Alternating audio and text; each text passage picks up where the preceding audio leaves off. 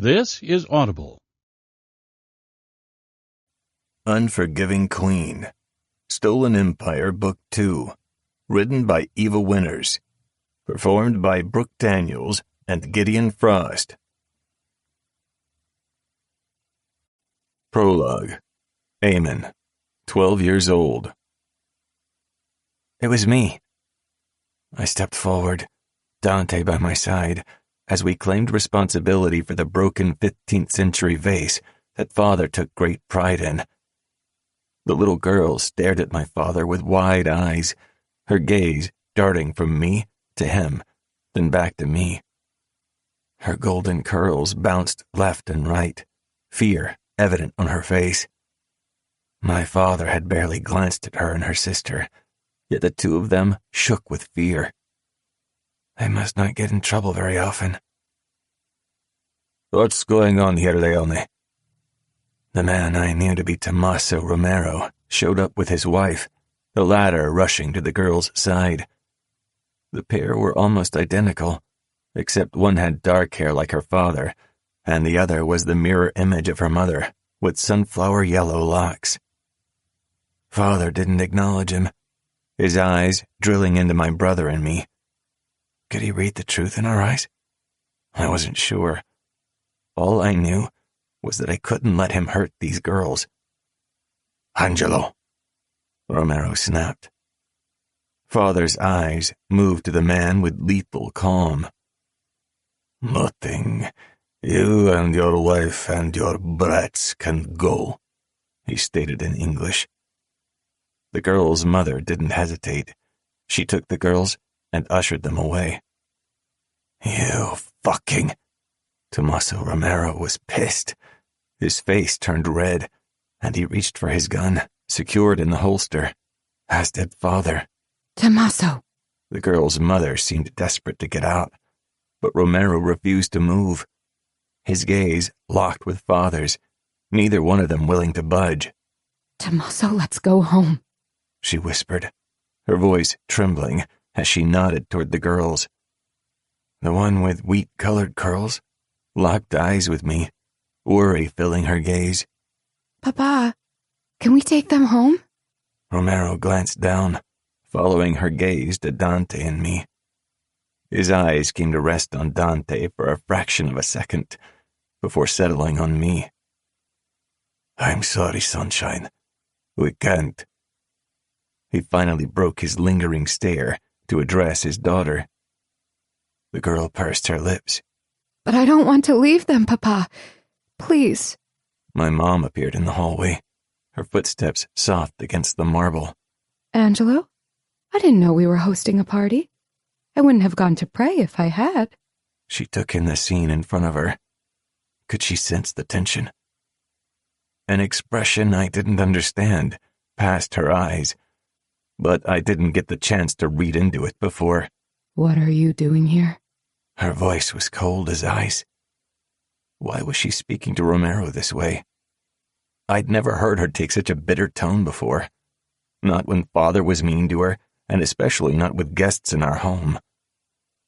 Mama's eyes traveled over his wife and children, something resembling hate flickering in them. Regretting ever stepping foot in this fucking home. Tommaso! The way the man's wife scolded him made me think she'd never heard him utter a single curse before. The girl with dark hair tugged on his sleeve and motioned her hands. What was she doing? No, we can't go back to California, Romero answered. It dawned on me that she must be deaf. I'd seen a movie with an actor who used sign language before.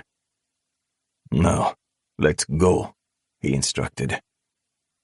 The little girl with golden curls yanked her hand from her mama and ran over to me, hugging me like I was her lifeline. I stood stiffly, unfamiliar with this kind of affection from strangers. She hugged me tighter, and I had to stifle a pained wince from the beating Dante and I had received last week as part of our training. Are you going to be okay? She whispered, while the bruises covering my back and torso throbbed from my last week's beating. How could it be that a simple hug from a girl I'd just met made the pain feel better? It was all too confusing. Her papa came over and gently tugged the girl away. The moment she stepped back, the feeling of loss washed over me, and I swayed on my feet. "Stay away from my family and my kids," Romero muttered under his breath. Whether his threat was directed at me or my father, I would never know for sure. With the Romero family out of sight and earshot, Father turned to my brother and me. "You two will get a treat today." He smiled coldly. "Nobody disrespects me in my own home." He flicked his gaze over our heads and dipped his chin. Two of his guards stepped forward from the shadows and exchanged words with him in English before dragging us away. That night, our world turned black. Like a damn psychopath, our father had Dante and me beaten and tortured until it hurt to breathe.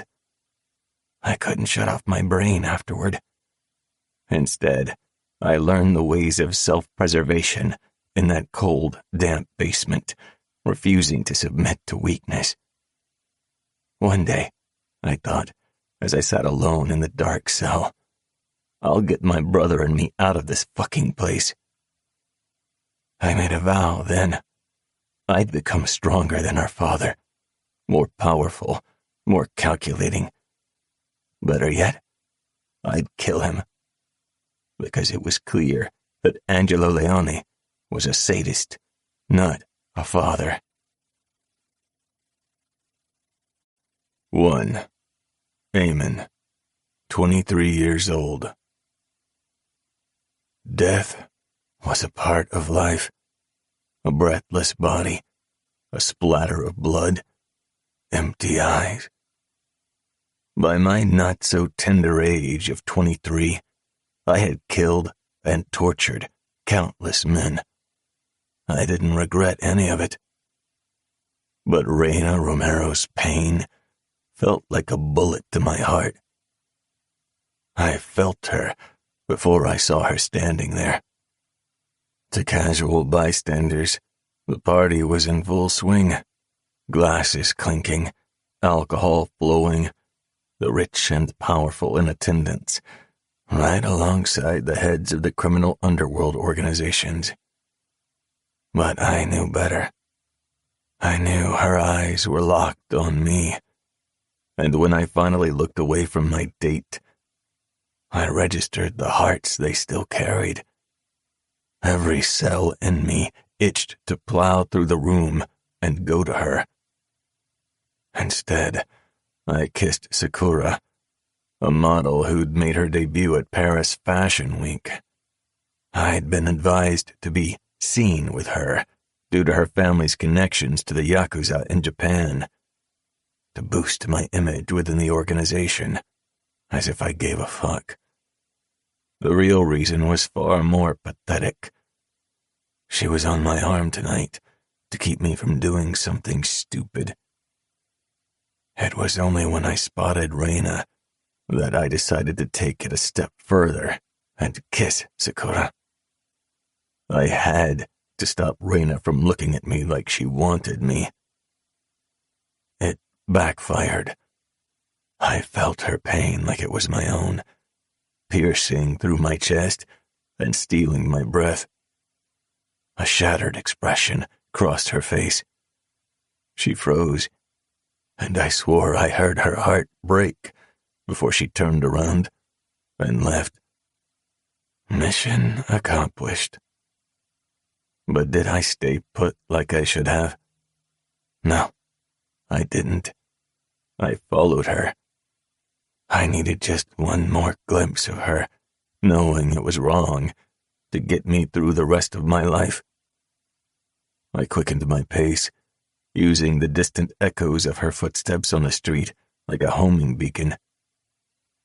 Something in the air shifted, and I heard the unmistakable grind of metal on metal. I took off running, my legs now moving at an impossible speed. I was barely a block away when the worst possible scenario stared back at me. A bloodied body sprawled across the pavement. Reina's small form tangled up between two vehicles. Her golden curls, matted with blood, stark against the pavement. Eyelids shielding her vibrant blue eyes. My brother cradled her body, terror in his expression. I hadn't seen that look in his eyes since we rescued him from his kidnappers, bruised and with 1,000 cuts on his body. This is bad. Reina's fragile limbs lay at a weird angle, her face deathly pale. Panic wrapped around my throat, and for a moment I was frozen in place, unable to move, unable to breathe, unable to feel. Heartbeats stretched into long seconds, possibly minutes, before fury flared inside my chest. Fuck, this isn't the end. She might be off limits to me, but this wouldn't be the end of her life. She deserved to live. I deserved to die. Pushing through the quickly growing crowd, my skull protested with every step as I neared her. The thought of Reina dead squeezed my heart and assaulted every fiber of my being. It was a fear like I hadn't experienced in a long time. Let her live, I prayed to whoever was listening. Let her live and take my life. Take me instead. I slid down onto the pavement.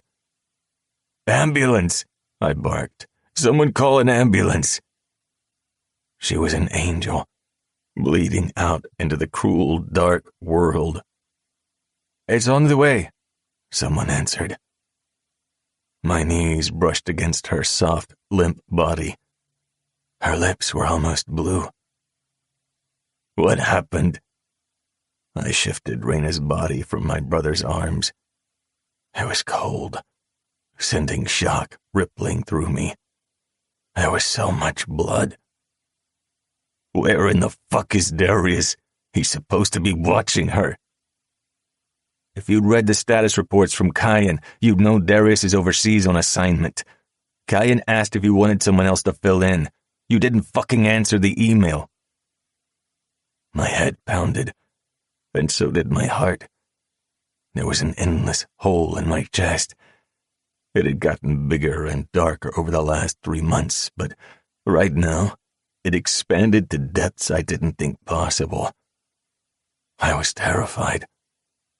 I had been so wrapped up in my head and with work, trying to ignore the outside world where Reina existed, without me, that I had completely missed Kyan's email. Now I had no one to blame but myself. This could have been prevented. You fucked up, brother, Dante said in a dry voice. Tell me what happened. The edge in my voice was unmistakable. I was teetering on the edge of losing my shit. Or I swear to God. 2 cars ran straight into her, Dante answered, his eyes locked on Reina's pale face. I can't figure out where she's bleeding the most. We need to apply pressure, but I don't want to shift her. My hands roamed over her. There were scrapes and cuts, but most of the blood seemed to pool around her waist. I grabbed her cold wrist and waited for a pulse with bated breath. The whole world ceased to exist as 1 second passed. 2. There it was. Barely.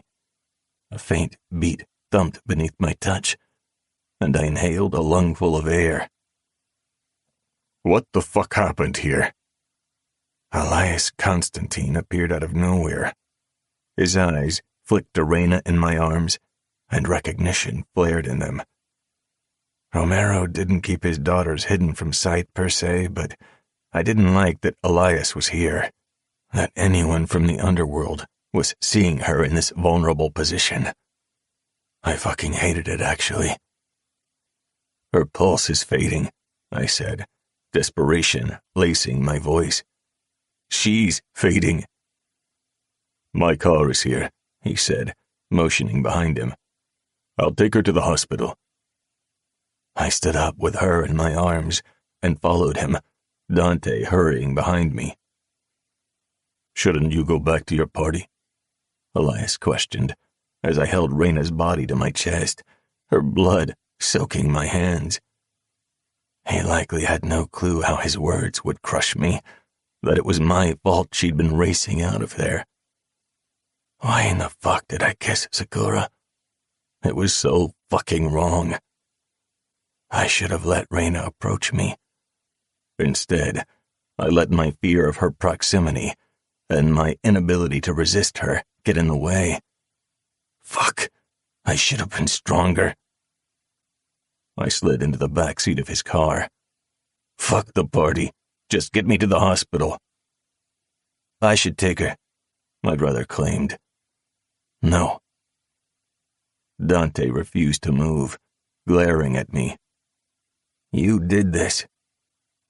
He didn't bother to hide his malicious stare as he spit his venomous words at me. The worst part? He was right. Ignoring him, I looked at Elias.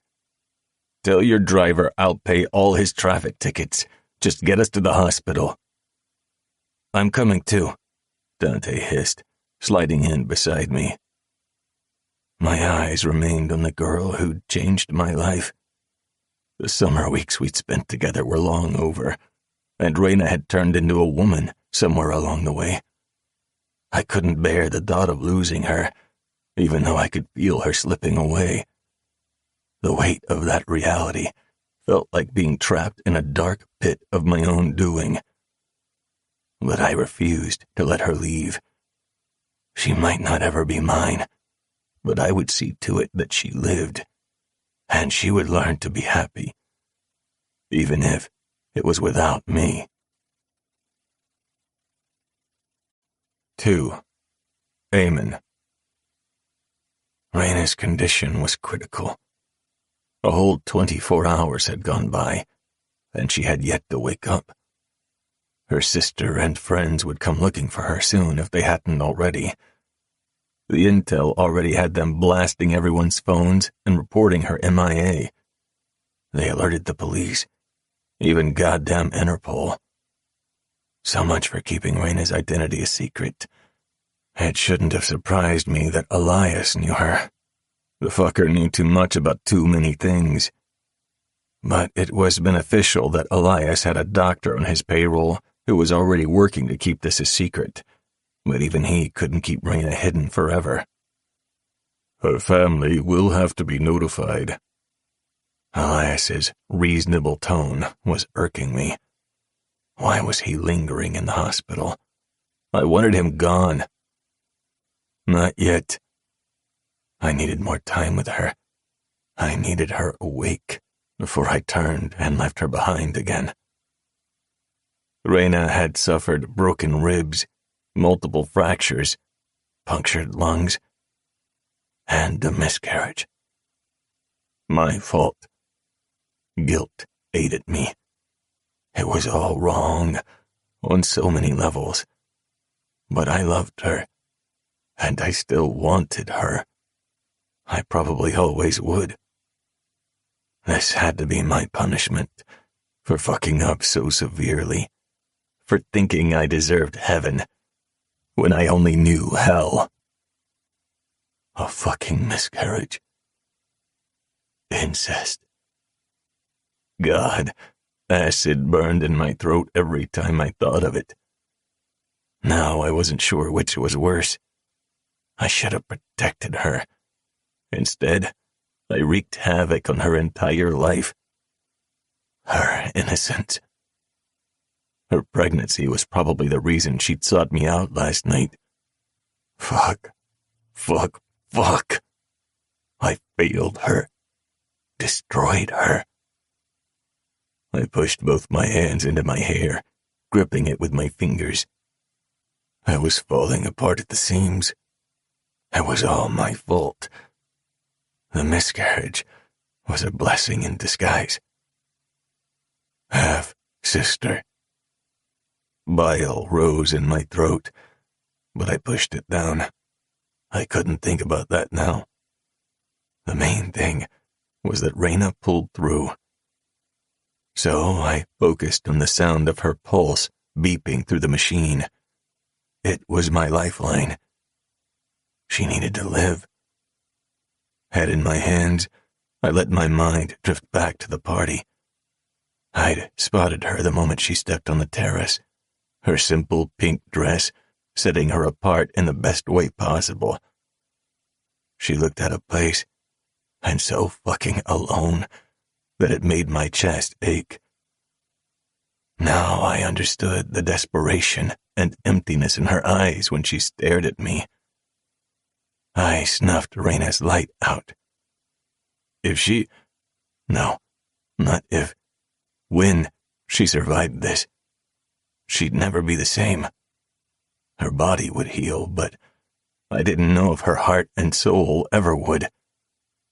Shit like that left a mark. I'd wanted to save her from the pain. Instead, I tore her apart. I let my eyes roam over her body, covered in stitches and casts. It seemed there were tubes protruding everywhere from her, as an IV supplied a constant source of pain meds and nutrients into her body. Fortunately, aside from her miscarriage, her internal injuries were minimal. Other than her lungs, which were on the mend already, all other organs were functioning. She remained unconscious, but there were no signs of brain swelling. We'd get a better idea of the extent of her concussion when she woke up, and I knew I wouldn't take a complete breath until then. Her complexion was still pale from the loss of blood. She wasn't responsive to the doctors, and that was what terrified me the most. It was as if she'd gone to sleep and decided not to wake up. Dante left in the night and brought me back a change of clothes. It was the only time I left her side, and even then, I'd used the bathroom in her medical suite. Dante lingered, wandering in and out of the room. Elias remained too, although I still didn't understand why. Nor did I care. None of it mattered right now. I brushed the soft flesh of her wrist, gliding my finger over it. I shouldn't touch her, and yet I couldn't stop. I'm sorry, Cinnamon Girl. My throat squeezed, suffocating me. I was trying to do the right thing. Silence was my only answer, taunting me. If she heard me, she didn't show it. She hadn't moved since the doctors patched her up and brought her back into her room. Part of me envied her escape from reality, as sick as that was. My own world had turned black in the past 3 months, and I'd become a shell of myself. But still, I couldn't hide from the memories. Every word I'd ever spoken to her bruised me black and blue on the inside. Each day without her light grew colder, and I knew, fucking knew, I was going under. Neither of us would ever be the same. Having her by my side wasn't a possibility under any circumstance, so I'd settle for her existing in this world and not being mine. I'd settle for her being someone else's, as long as she was alive. My birthday is coming up, I rasped. You promised you'd be here for it. Just be on this earth. That's all I ask. I hurt her by chasing her away, but in doing so, I'd hurt myself even more. The red mist was the only company I'd had since she'd been gone. The pain lingered with a vengeance, shredding me to pieces and wrapping me in its darkness. It felt worse now that I'd tasted her light. Fuck, I cursed under my breath, running a hand through my hair. The door slid open, and I lifted my head as heavy footsteps echoed on the floor. Both Elias Constantine and my brother stood in my peripheral vision, looking grim. Eamon, we can't keep this a secret much longer, Dante attempted to reason. Elias agrees. Her friends have blasted her face all over social media. They called Interpol for fuck's sake. Constantine was a member of the Omerta, as well as the Pakan of the Russian Mafia. Well, when Sofia Volkov wasn't stealing his thunder, that was. Not that he seemed troubled by any of it. We need to call her family. Let me do it, Dante suggested. I'll message her sister and let her break the news to the rest of her family. Elias wasn't the one who worried me. It was my brother. Dante's glare and Arctic demeanor hadn't eased since the accident. It seemed Dante had switched sides and decided to become Reina's protector. It burned like acid through me, but I had to ignore it. I had no right to her, and having someone like my brother looking out for her well-being should bring me comfort. I just had to work on being a bigger man and accepting that fact. Her sister alerted Romero and their grandmother that Reina has been missing for days now, Elias reasoned. It's only a matter of time before they find her. I've been throwing off their searches and misleading the authorities by dropping false information, but it's only a matter of time before they figure it out. Keep leading them astray, I urged, sounding calmer than I felt. I want to be here when she wakes up. It's too late to care now, Dante snapped. Let her family take care of her. I tilted my head, meeting his furious gaze. His breathing was harsh as he directed his anger at me. I was on him in the blink of an eye, slamming his body against the wall. The windows rattled with the force of it, alerting nearby nurses and doctors. Elias shut the blinds, but not before I felt their gazes through the glass. Why the fuck do you care? I asked, the warning in my voice unmistakable. I might not be able to have Reina, but I'd be damned if I'd let my brother swoop in. He said nothing, simply holding my glare and returning it in kind. Watch it, Dante, I warned, my eyes narrowed on him. I don't know what the fuck your problem is, but I suggest you get a handle on it now, and don't concern yourself with Reina. My brother and I had always seen eye to eye, mostly. We had our disagreements, as all brothers did, but we'd never physically fought outside of practice. I guess there's a first time for everything. A hand landed on my shoulder. Eamon, this is neither the time nor the place, Elias warned. I ignored him, my hand still wrapped around my brother's neck. I don't want you near her. Dante sighed. I'm not your enemy, Eamon. He jetted his chin in Reina's direction, her body unmoving and giving no indication of being aware of us. Ever since you broke it off with her, you've been different. It was hard to dispute it. I had changed. There was a black hole in my chest. Just work it out, or you'll destroy us all. His eyes locked on the bed, where Reina's body lay. It's already destroyed her.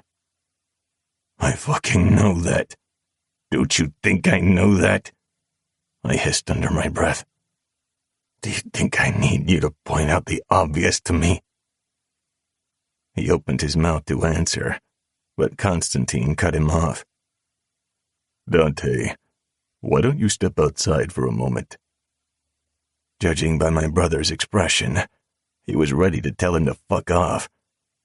But before he could do that, Elias added. Now.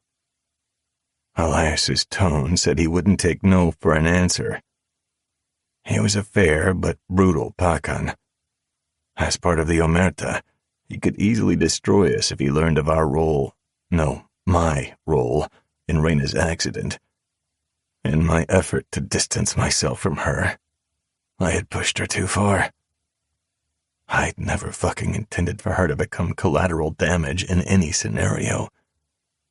And yet she became exactly that, my mind whispered. Dante met my eyes, shaking his head. Fucking bullshit, he muttered under his breath as he moved over to the door. It wasn't until it clicked shut behind him that Elias said, I certainly hope you know what you're doing. My jaw tightened. Fucking Romero's daughter is a sure way to get yourself killed. I'm not fucking her, I gritted. Not anymore. And that was the worst part. I still wanted her. I still craved her. No matter how much I tried, I couldn't see her as my half-sister. God damn it. I was all fucked up in the head. What kind of disturbed person still wanted a woman after learning they were related? My throat constricted.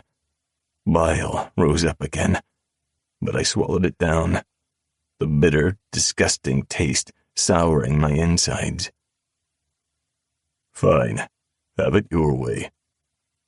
Elias slid his hands into the immaculately tailored pockets of his suit pants. I had yet to see the guy wearing anything else in all the years I'd known him. He valued his appearance almost as much as his stalking skills when it came to Tatiana Nikolaev. Of course, he didn't know I knew that.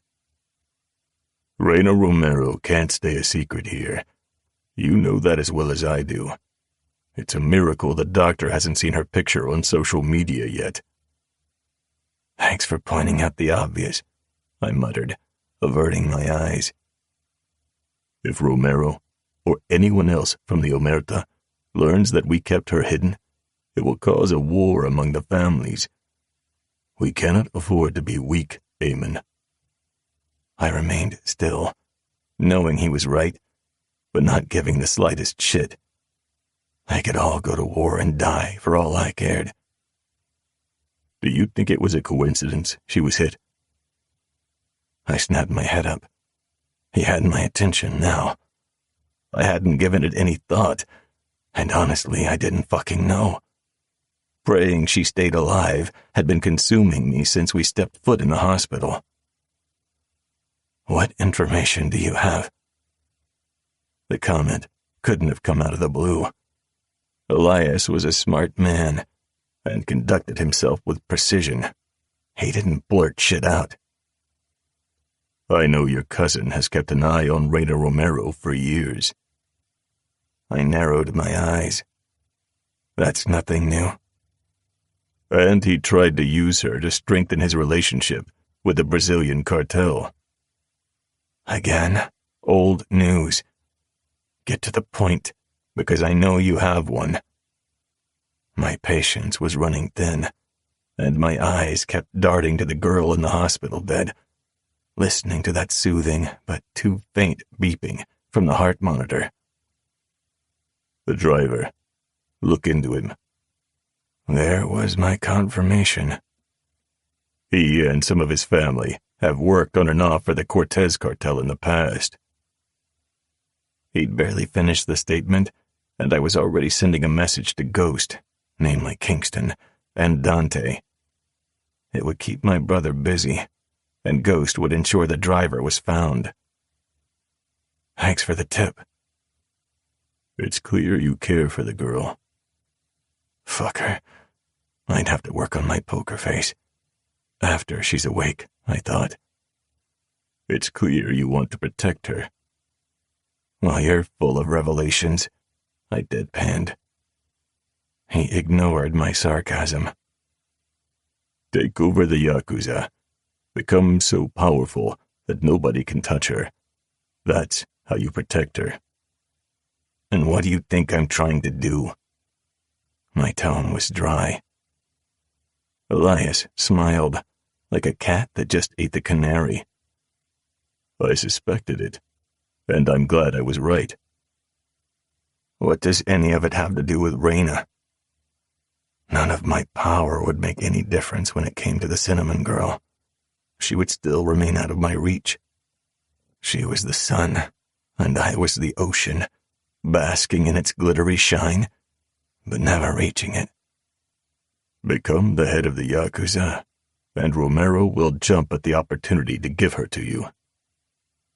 I let out a bitter laugh, knowing the secret that ripped me in half. I almost wished I didn't, but that was neither here nor there. I would let Elias believe it, because the secret of my blood relationship with Raina would die with my mother and me. My eyes ventured back to her just in time to see her body start to twitch. Her breathing turned harsh. Her eyes opened to slits, but panic lingered in them. "Call the doctor," I ordered, then strode to the hospital bed, leaning over her. I took her small hand in mine. "Hey, you're all right?" She didn't respond. Instead, she gasped for air, her blue eyes unfocused. It was as if a haze covered them, stealing their brightness. "Raina," I called. As if my voice made it worse, the heartbeat displayed on the machine sped up and became louder. Her lips twitched, but no sound came out. Her eyes rolled to the back of her head, and she lost consciousness once again. 3. Eamon. I entered the room designed for torturing our enemies and extracting answers to find my brother had started without me. No surprise there. I just wished he hadn't beaten them to the brink of death. My gaze traveled over Dante, noting his labored breathing, destroyed knuckles, and blood-splattered clothes. It was good to know he still nurtured his crazy. "Are you sure that's them?" I asked my brother. I focused on the man tied to the chair, while Dante stood in front of the guy hanging from the chains in the basement of our club. If the people dancing above us knew what went on under their feet, they would bolt out of here screeching like damn birds. "Yes." The images of Raina unconscious in her hospital bed played in my mind on a reel, over and over again. It set my teeth on edge. It threatened to boil over and explode like a volcano. My ears buzzed with rage, and my vision blurred as I saw nothing but red. Did he say anything? "The idiot knows nothing." "We'll see." I looked at the unconscious form. "He'll talk, and then I'll cut out his tongue and dig his eyeballs from their sockets." Dante caught my gaze with a curious expression. "Huh, I'm impressed." He stood in front of the other unfortunate soul in our holding cell. These were the men who'd run over Raina. Dante had caught them with Ghost's help yesterday. I watched from where I stood as blood dripped down his chin and bare chest onto the concrete floor.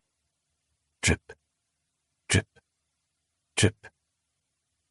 It reminded me of the tempo of Raina's heart monitor, slow and weak. "Yeah, well," I trailed off, retrieving my knife from its holster and moving over to the bastard. I grabbed a fistful of his hair and lifted his head. He was out cold. I flicked a look at Dante. "Give him a shot of adrenaline." Dante went to the table and retrieved it, returning to inject it into the man's outer thigh. "About the hospital," Dante started, but I shook my head. "Not now. Then when? He snapped. It's been 3 days since the accident, over 3 months since you and Raina broke it off. You started seeing other women. I tried to move on and failed. Yet you attack me when I'm trying to reason with you to move on from her. It's time to let her go. Let her go. Cackling filled the cell, each drum of my heart a betrayal to human decency. To my brother, I had given up Raina, yet I couldn't fully let her go. The thought of anyone near her had my insides twisting and my fury unleashing. What was wrong with me? She was my half-sister, for fuck's sake. I'd tried to move on. He was right about that. In the 3 months after breaking it off with her, I had done nothing but try. She's just another girl. My words rang anything but true. I didn't believe my own voice, and according to the disbelief in Dante's eyes, he didn't either. This has nothing to do with her. His scoff further indicated what he thought about that. Then why go to the hospital and stare at her? Dante questioned, frustration flickering on his face. Why attack me? The man stirred, saving me from an answer. I strode over to the table in the corner and picked up the bloody pliers from it. Ghost must have collected his payment in the form of a tooth. Deciding against the pliers, I picked up an AED. This is a portable medical device, I explained in a drawled tone. See it? I didn't wait for him to confirm. It's designed to help people in the midst of cardiac arrest by sending a shock to your black heart. I grinned maliciously. However, before you get too excited, there'll be no saving going on here today. A whimper escaped the asshole's busted mouth. I'll send a shock to your fucking heart. I ensured the device is calibrated to override the safety that'll recognize a healthy heart, so we can prolong this until you give me answers. So you see, it's in your best interest to tell me everything. When I was done with this fucker, he might actually need the device for real. Too bad I had no intention of using it that way. Dante slid his hands into his pockets and leaned against the wall, watching me. It would seem he'd gotten his fill of torture to sate his madness. It was my turn to lose myself to rage and my own form of madness. I charged it up before pressing the electropads against his ribs, and boom! His entire body convulsed, speeding up his heart. Maybe I shouldn't have used adrenaline, but I wanted him lucid. Fucking sue me. His head darted between Dante and me, looking for the weaker man. He wouldn't find one here. His pupils met mine, wide, unfocused, and dilated. What are you doing, man? He spat out, saliva dribbling down his chin. So, we have your attention, I deadpanned. He shook his head. This is a mistake. You have to release me. Release you? I repeated slowly, my lips curling to reveal the sneer I'd been keeping controlled. He nodded his head, likely mistaking it for a smile. I'm just getting started, I drawled. His eyeballs just about popped out of his head. I demand... I punched him with one of the electrodes, relishing in the sound of his skull cracking. Why did you flee the scene when you almost killed a girl 3 days ago? I didn't. Okay, Let's try this again. I pressed the pads on his chest again, and boom. His eyeballs rolled to the back of his head before they came back to focus on me. Don't know. I raised a pad, ready to shock him again, when he screamed, No, no, no. Last chance, or I'll fry your brain cells with this. I might have spotted a tear or two in his eyes. I was instructed not to get caught, he whimpered. My eyes flitted to Dante, who finally looked interested in this conversation. By whom? I don't know. I shocked him again, relishing how the skin on his ribs twitched. By whom? I gritted. I don't know, he cried like a baby. Each shockwave had him drooling. His tongue lolled as spit streamed down his chin. His eyes were red-rimmed from a combination of torture and sleep deprivation. Dante and Ghost had been at him for hours. His skin was covered in welts, and he smelled like piss. I zapped him again, feeling a sick satisfaction at the way his body convulsed, just as the product promised when I'd bought it off the dark web. All I know is that they want your distribution lines. The blonde girl was meant to be leverage. I unleashed. Static filled my ears as I gave my full attention to the asshole in front of me. I pulled my knife, grabbing his hair so he could meet my gaze. If you think my brother was brutal, you haven't seen anything yet. I rammed a blade into his abdomen with such force he let out a piercing scream. For the next 30 minutes, I sliced his skin, carving it to pieces, while Dante toyed with the other guy, ending his life way too soon. Give me the name, I gritted, twisting the knife in his body. Or I'll slice you open and make you watch as your bowels are splayed all over the floor. His face filled with agony, and blood sputtered from his mouth. Last chance. He met my eyes, terror lurking in his dull brown gaze. All I know is that they want an open route to move their products, he panted. What products? It might narrow it down to the organization if I knew what they were moving. Drugs. Every fucking organization in the underworld. Weapons. Okay. That eliminated a few families. Flesh. I stilled.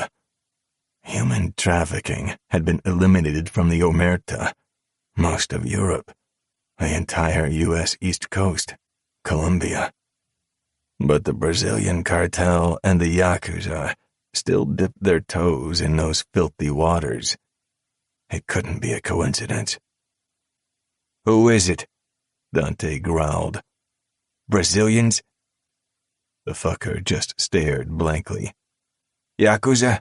Venezuelans? I don't know. Then he surprised me. He started laughing, maniacally, disturbingly. It was the kind that sent a creepy cold feeling up my spine. Fuck you. This fucker wouldn't tell us anything else.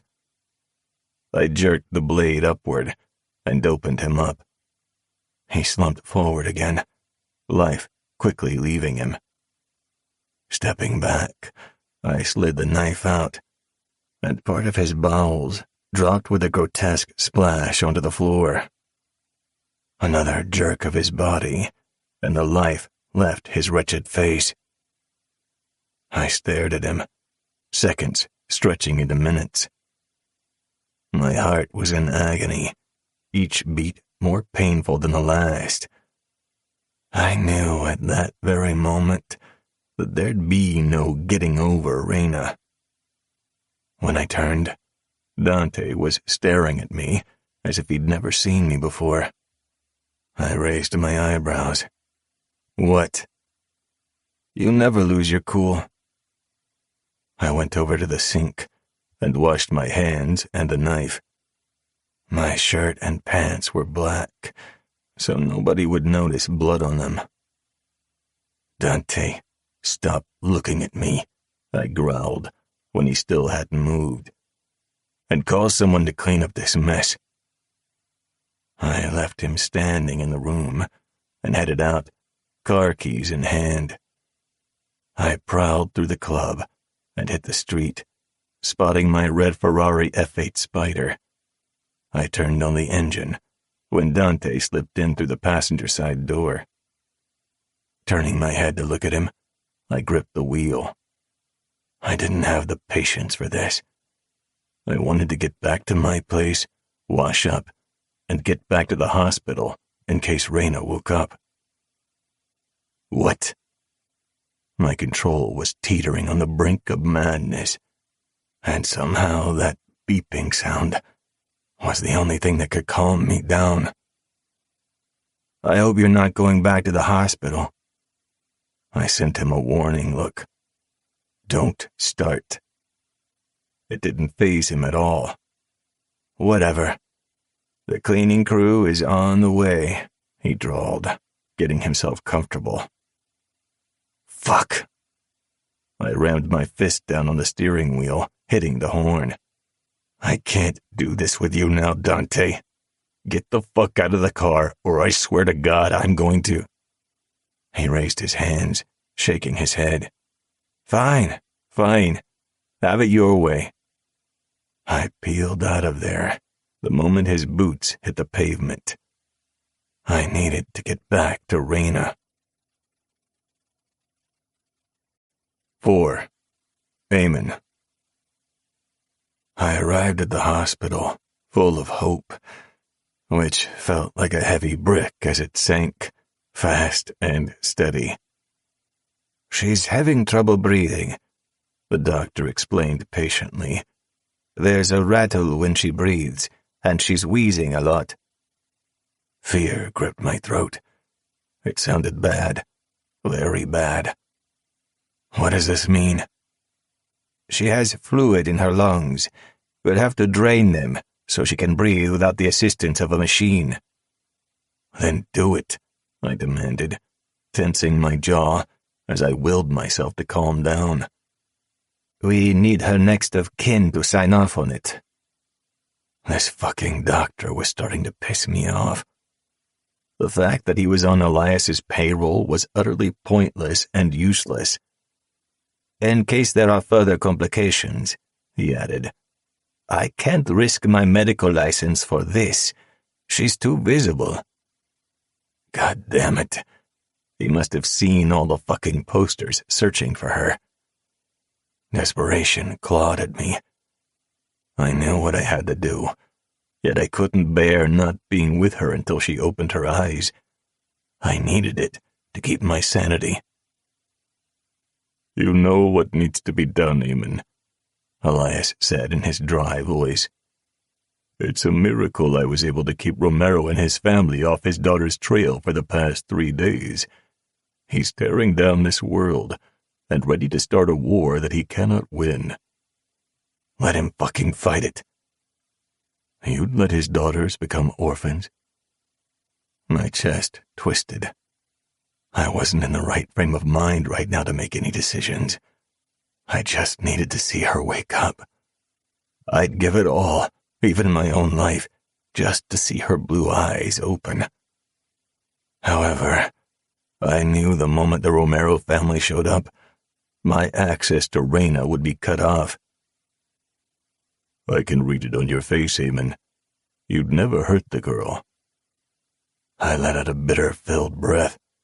He was so fucking wrong. I already hurt her. "Do the right thing." Do the right thing. Nobody else was doing the right thing. Her family would have her for the rest of their lives, I just wanted another day to see Raina pull through. Why couldn't Elias just keep throwing them off the trail until then? My jaw clenched, resentment slithering through my veins. Don't you have anywhere to be? Not right now. Of course the Pakhan had insisted on remaining here. If he'd left, I'd have bribed this motherfucker of a doctor and stayed in here until the police or Interpol showed up. What's your deal with Romero? No deal. Just couldn't stand the motherfucker, even more since learning he was my biological father. He cost me Raina. I didn't give a shit if my blame made sense or not. I pinned it on him. Is she awake? I asked, hoping I could get at least that. She's been in and out. I need to see her. Elias didn't seem moved by my persistence. And she needs her family. His voice was grave. She needs this surgery. Then tell this guy to do it, I snapped. He will if you greenlight it. I will not. Dr. Dubois' no-nonsense face told me he meant it.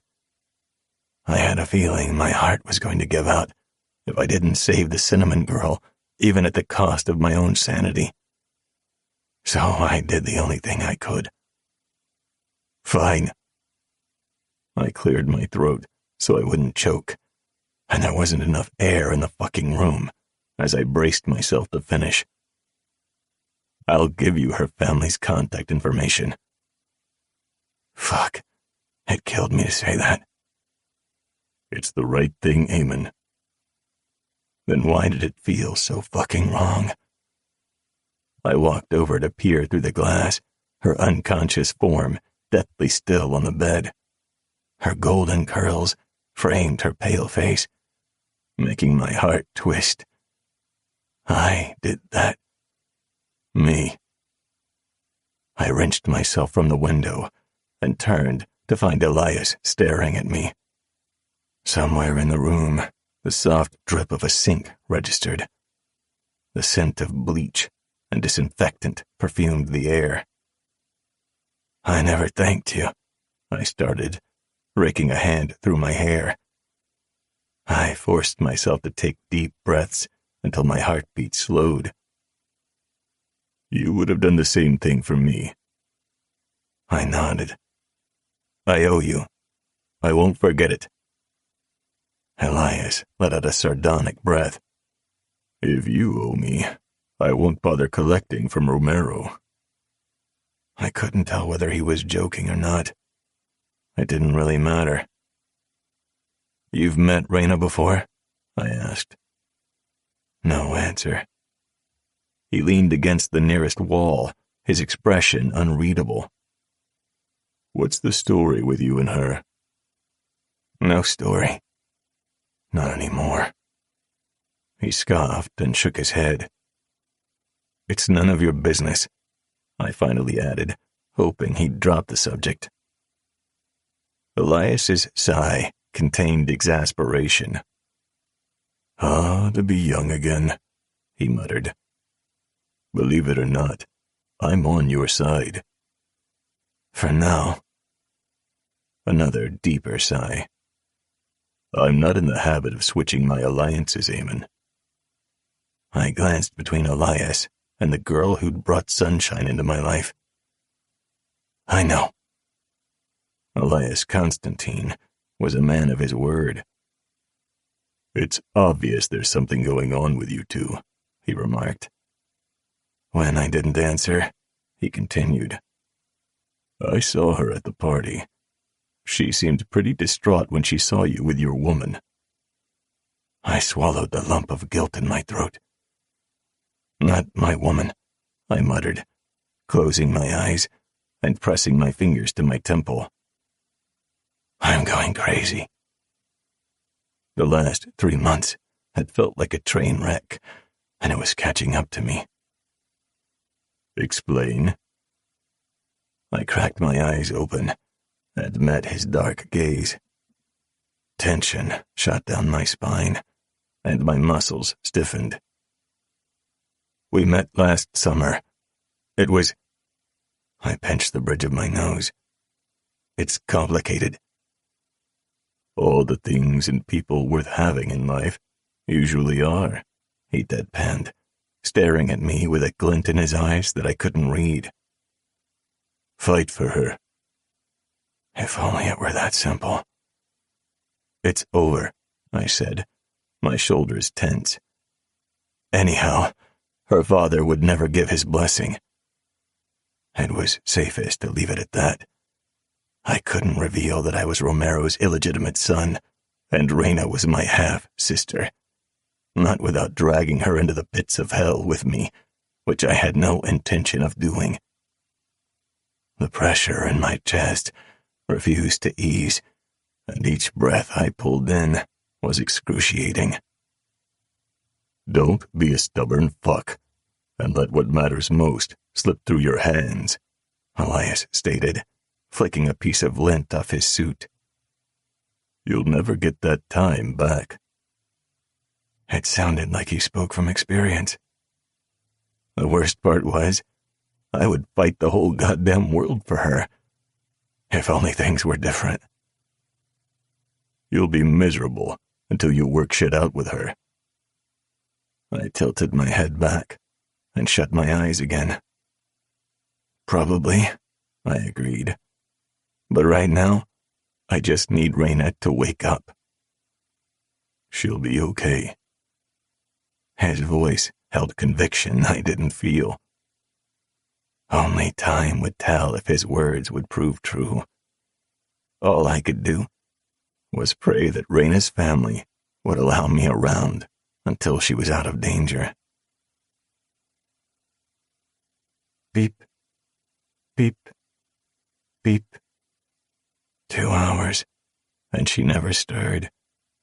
The sound was both comforting and dreadful now, because it counted down the seconds until her family showed up. But it was also proof she was still breathing, fighting for her life.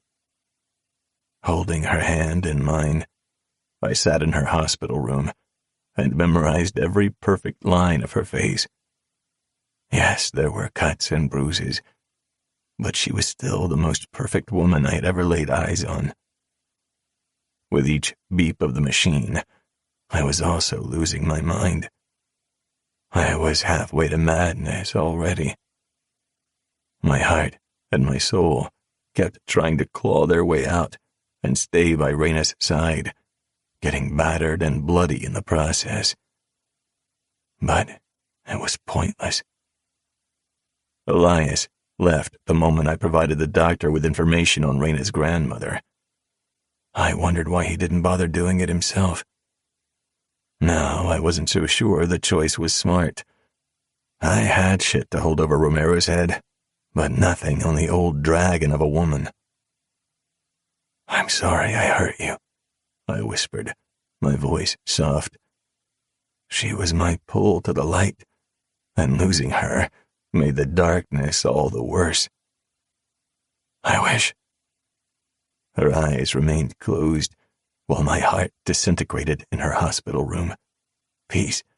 My fucking peace. This hurt worse than anything else. You will get better, Cinnamon Girl. My fingers trembled around hers. And don't you dare settle. You're going to thrive, and I'll end anyone who gets in the way, including myself. Her hand still in mine, I placed it over my heart. I'll never be the same, I murmured softly, my words choking me. You are the best thing that ever happened to me. Beep, beep, beep. Her silence gave me a preview of the future, robbing me of her voice, robbing me of everything. The door swung open, hitting the wall with a loud thud, and causing the glass to clatter with the force of it. The old dragon stood at the doorway, steaming with fury. but only for a flicker of a moment. Once her eyes landed on her granddaughter, she barged in and started yelling. I shot to my feet. Keep your voice down. Raina doesn't need this right now. Diana Glasgow threw her hands in the air. How dare you? I should have called Romero. He didn't have the balls that this woman had. If you can't keep your tone in check, you'll find yourself out of this room, I said. She pointed her finger at her granddaughter's sleeping form. What are you doing here? And what did you do to Raina? Nothing. Everything. God, I was already regretting my choice. It would have been easier if Raina had been moved under the care of a doctor I could control, without anyone else interfering. Confrontational silence suffocated the air, while the constant beep of the machine soothed my irritation. I placed my hand at Diana's back and ushered her out of the room. Tommaso Romero and your family have done enough damage to mine, Diana hissed once we were in the hallway. I caught a glimpse of something. Was that worry lurking in her eyes? That stops here. And now, I want you out of here. Fuck. Nothing was going to plan. I wanted to stay until Raina woke up. I needed to see she was fine before I forced myself to move on. Alone. 5. Raina. The sound of a door slamming jostled me from my nightmare. I had to still be sleeping. Everything was dark, and all I felt was pain. Excruciating pain. It was a struggle to breathe, to think. Even letting go seemed to be too much. The muffled shouts pulled on my consciousness, but I couldn't fully wake up. Where was I? What was happening to me? Why did everything hurt? I don't want to see you anywhere near her again. Grandma's voice. The connection to you has her fighting for her life now. I blame you for this. I opened my mouth to say something. What? I didn't know, but nothing came out. She had to be talking to Papa. She always blamed him for everything. I tried to shift on the bed so I could draw attention to myself, but I couldn't move. It was as if I weighed a ton, and I found myself fighting just to inhale and exhale. My chest ached, and each breath threatened to crack my ribs. More words were exchanged, but they were hushed. My mind was too fuzzy to distinguish more than fleeting words. My granddaughter might die because of you. What you need is irrelevant here. Then the silence followed. Dark, lonely, and so fucking quiet. The sound of a door opening and footsteps approaching trilled in my ears. I needed someone to pull me out of this painful haze. I blinked my eyes furiously, willing them to open but failing. The mattress dipped as someone sat by my side. Oh, Raina. My grandmother's voice cracked and she sniffed. I failed you too. I opened my mouth to assure her I was okay, but the only thing that came out was a wheeze. The mattress shifted again. Rest your voice, she rasped. Something wet dripped onto my hand, and it took me a moment to realize what it was. Tears. The bed creaked. I imagined she was wiping away her face before someone caught her in this vulnerable state.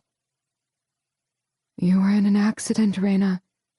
The doctors are optimistic, she whispered, her forehead meeting mine gently. They're going to take you into surgery soon, and then... And then what? I wanted to ask. What kind of accident? It was all too much. Even if I'd been able to say the words, I wasn't sure I'd want to know the answers. Being strong sucked. Being weak even more so. Where did that leave me? Alone. Without him. You and Phoenix are all I have left, she whispered. Don't you leave us. Losing your mom just about killed me. Losing you. I wouldn't survive it. Her voice cracked and she cleared her throat. You fight in there. Fight for your sister. Fight for me. Fight to live. Beep. Beep. Beep. My eyes fluttered open. The buzzing in my ears was constant. Beeping rattled my skull. Bright fluorescent lights assaulted my eyelids and I groaned, reaching to touch my temple. My eyes instantly grew wide, spotting tubes attached to my veins. My fuzzy vision cleared with each blink, and I lowered my gaze to find the heavy cast on my other arm. Bruises and cuts painted every inch of visible skin. What? I coughed, my throat as dry as the Sahara. She's awake? I heard my grandmother's voice before I felt her warm touch on my hand. I turned my head slowly, squeezing my eyes shut, and then opening them again to look at her. My girlfriends and my sister were sitting behind her, 4 wide-eyed, tear-stained faces. Grandma's lips came down to my forehead, fluttering over it. I'm so glad to see your beautiful eyes. How are you feeling? I swallowed, the lump in my throat still there. The images started filtering in. The party. Eamon. I remembered how fucking bad it hurt to see him with someone else. I remembered my anxiety being dulled out by the pain of my heartbreak. Then, a set of headlights. And another. There was a voice I heard before I passed out. It sounded familiar, yet not. Don't make me resort to drastic measures. How did I get here? I coughed out, my chest tight. The girls shared a glance before Phoenix looked at Grandma, who averted her eyes and straightened her spine. I waited, holding my breath. I didn't know what for, except that I needed to hear it. Phoenix stood up and walked over to the window, pressing her forehead against the glass.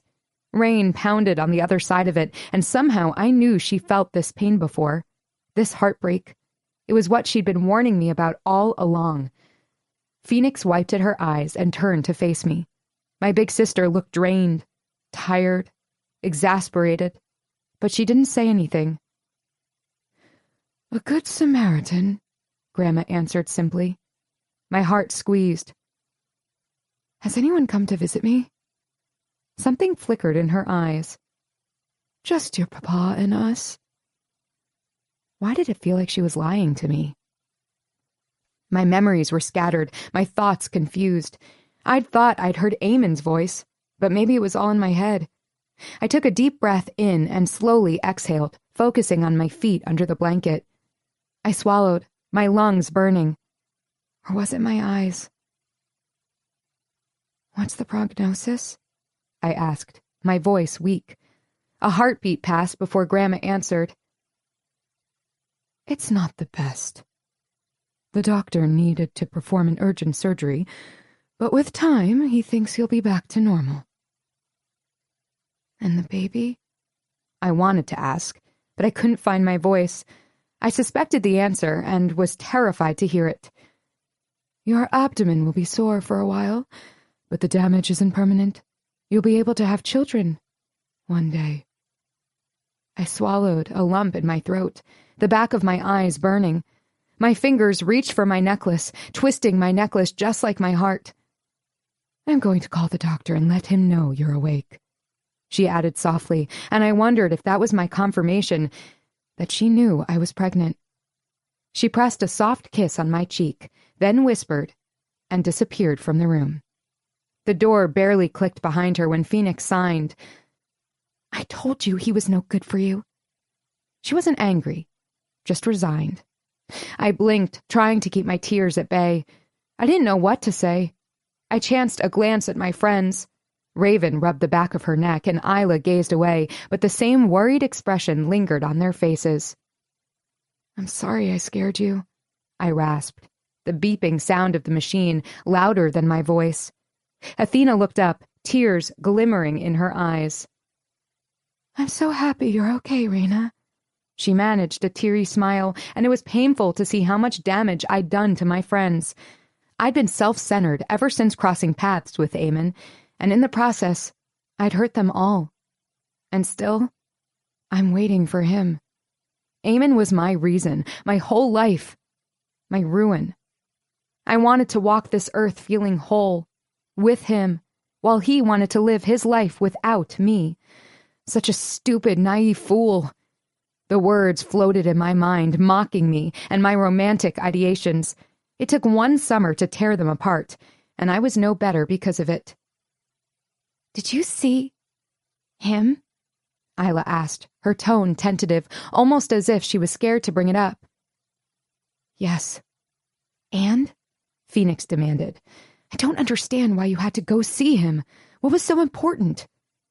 I shrugged, dropping my eyes to the bed and training my focus on the finely threaded lines in the crisp white sheets. I never told my friends I was pregnant, and it was a moot point now. None of it mattered anyhow. I lost the baby. The lump in my throat suffocated, stealing my oxygen. "Did you talk to him?" Isla asked. I shook my head, unable to find my voice. "We should never have let you go there alone," she continued with a stern expression. "We should have been there with you." "We should have kicked that bastard's ass," Raven growled. "Smash that pretty face." Isla rolled her eyes. "As if you'd ever succeed. He's like a whole foot taller than you." Raven just flipped her off. "We've been going crazy," Athena chimed in. "You've been MIA for 3 fucking days. The scenarios that ran through our heads. Your papa and grandma tore the city apart." I swallowed, the backs of my eyes burning with tears that wouldn't come. "I'm sorry. Papa and the authorities kept getting wrong intel." Phoenix twisted her hands. "I thought you were dead. Isla asked her brother Maxim to help." "Unfortunately, he wasn't very useful," she muttered. "Ilias would have been, but I worried he'd demand I return home, thinking there's some kind of conspiracy going on." "We cried a fucking river," Raven croaked. "I wanted to find those 2 Leone brothers and murder them with my bare hands." "We would have all helped," Athena assured, smiling shakily. "I'm just glad you're alive." I caused so much stress, so much pain. "I don't know how to make it up to you," I said, clearing my throat. "I promise I'm done with him." My vow sent a hollow ache through my soul, but I ignored it. "I never meant to cause you so much pain." They all waved their hands. "All that matters is that we are together again," Phoenix assured. "But no more of this," Isla demanded softly. "My heart cannot bear it." "You have to get your shit together." Raven's words were harsh, but her gentle tone made up for it. "No man is worth your tears." I nodded wordlessly. "You'll be okay," Athena murmured softly. "Soon you won't even remember him. All this will be a distant memory." I raised my eyes and met their worried gazes. "Stop telling me that I'll be okay. I won't be. How could any sane person forget all this shit?" They lapsed into silence that lingered like the memories that swarmed my mind. It felt like I'd stumbled into a nightmare of my own creation, all my demons coming to haunt me. I wished to forget it all, but it was tattooed in my mind. The way he looked at me, the way he kissed me. It was all destroyed by the image of him, with someone else. I stared up at the white tiled ceiling, cursing myself for not being strong like Raven, or my sister. Any of my friends, really. Instead, my mind kept trying to conjure an excuse for his shitty behavior. He was a heartbreak waiting to happen. I just didn't think it would happen the way it did. My sister interrupted the strained moments suffocating us all. "Get some rest," Phoenix signed. "You look tired." She didn't need to ask me twice. "I am," I murmured. I drifted off again, secure in knowing that my family and friends were still here. As the arms of sleep pulled me under, the last thought on my mind was him. The boy with galaxies in his eyes. 6. Eamon. She gave me heaven, and I gave her hell. I never thought that slice of darkness in my soul would end up consumed by the cinnamon girl. It had been 3 weeks since I saw her last, unmoving and deathly pale in that hospital bed. I'd attempted to see her, but her family had a list of approved visitors. The nurse basically told me to go fuck myself. Not even my growling or groveling worked in this instance. It was pathetic. And in the grand scheme of things, I was thankful my brother wasn't around to see the state I was in. Besides, her grandma, Romero, and her friends were always there, taking turns watching over her. I hadn't heard from Romero, which left me to believe Diana Glasgow had told him nothing about seeing me in the hospital. Not to mention they'd put security and guards on the hospital floor. It was tight. It was good. It'd keep her safe. It was for the best. But I still came every day, lingering outside the hospital like a thief in the night. I had been watching her from the shadows and hacking into hospital records, tracking her progress. Today she'd be released. I hoped for one last glimpse of her. My phone buzzed, and I flicked a glance at it. It was my brother. "Where in the fuck are you? Need you at this Omerta meeting." I ignored it. I had the rest of my miserable life to deal with the underworld. I only had today for Reyna. I leaned against the farthest tree in the lot, staring up at its naked branches. The leaf-covered ground trembled with the wind, and I pulled my coat tighter. It was an especially cold November afternoon, and the sun was already preparing to set. Thanksgiving was coming, and I guessed Reyna would celebrate it with her family. The holiday made no sense to me, but Americans like to stuff their bellies and drown their thirst. I checked my watch and wondered for the umpteenth time why they hadn't released her first thing this morning. Dante was right. He'd seen through me all along. She was my obsession, and would likely be my damnation. There was a line between right and wrong. I crossed it. We crossed it, unknowingly, but that didn't absolve us of our sins. If I were a better man, a stronger man, I'd walk away and keep away. Reyna had a family. They loved her. They'd take care of her and protect her. But I wasn't a better man. I was a selfish bastard who wanted another glimpse of her. One more time. To ensure she was all right. To see that halo around her head. I knew an angel was never meant to end up with a bitter prince. She'd called me her prince.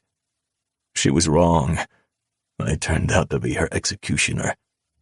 I'd almost cost her the ultimate price. I cost her. I swallowed, my Adam's apple squeezing painfully. My chest ached so fucking bad, I wanted to pound on it to ease some of the pressure. I suspected it wouldn't do me any good. Reyna Romero was a part of me.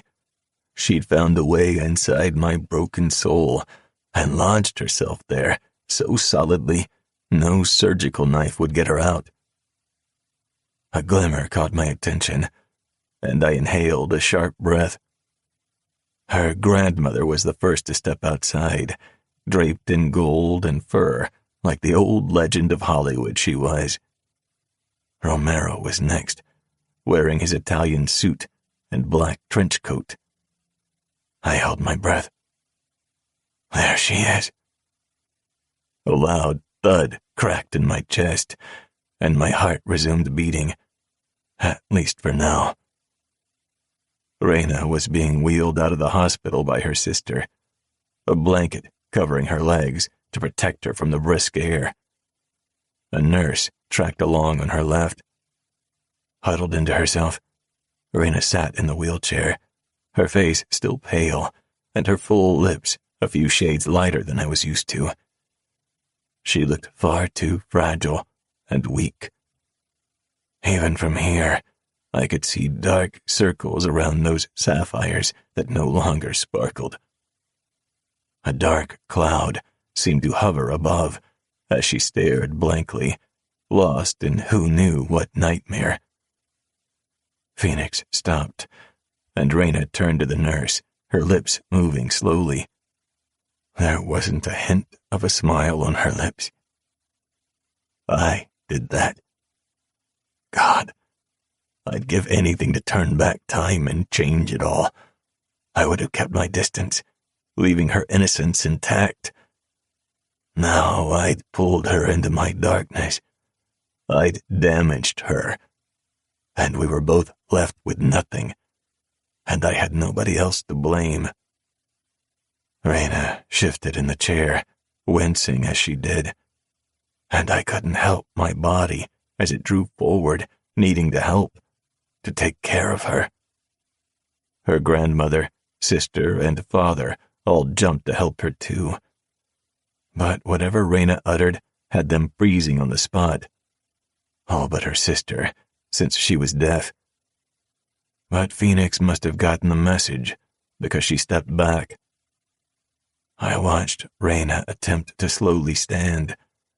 My hands fisting, I fought to keep my feet planted on the ground and out of sight.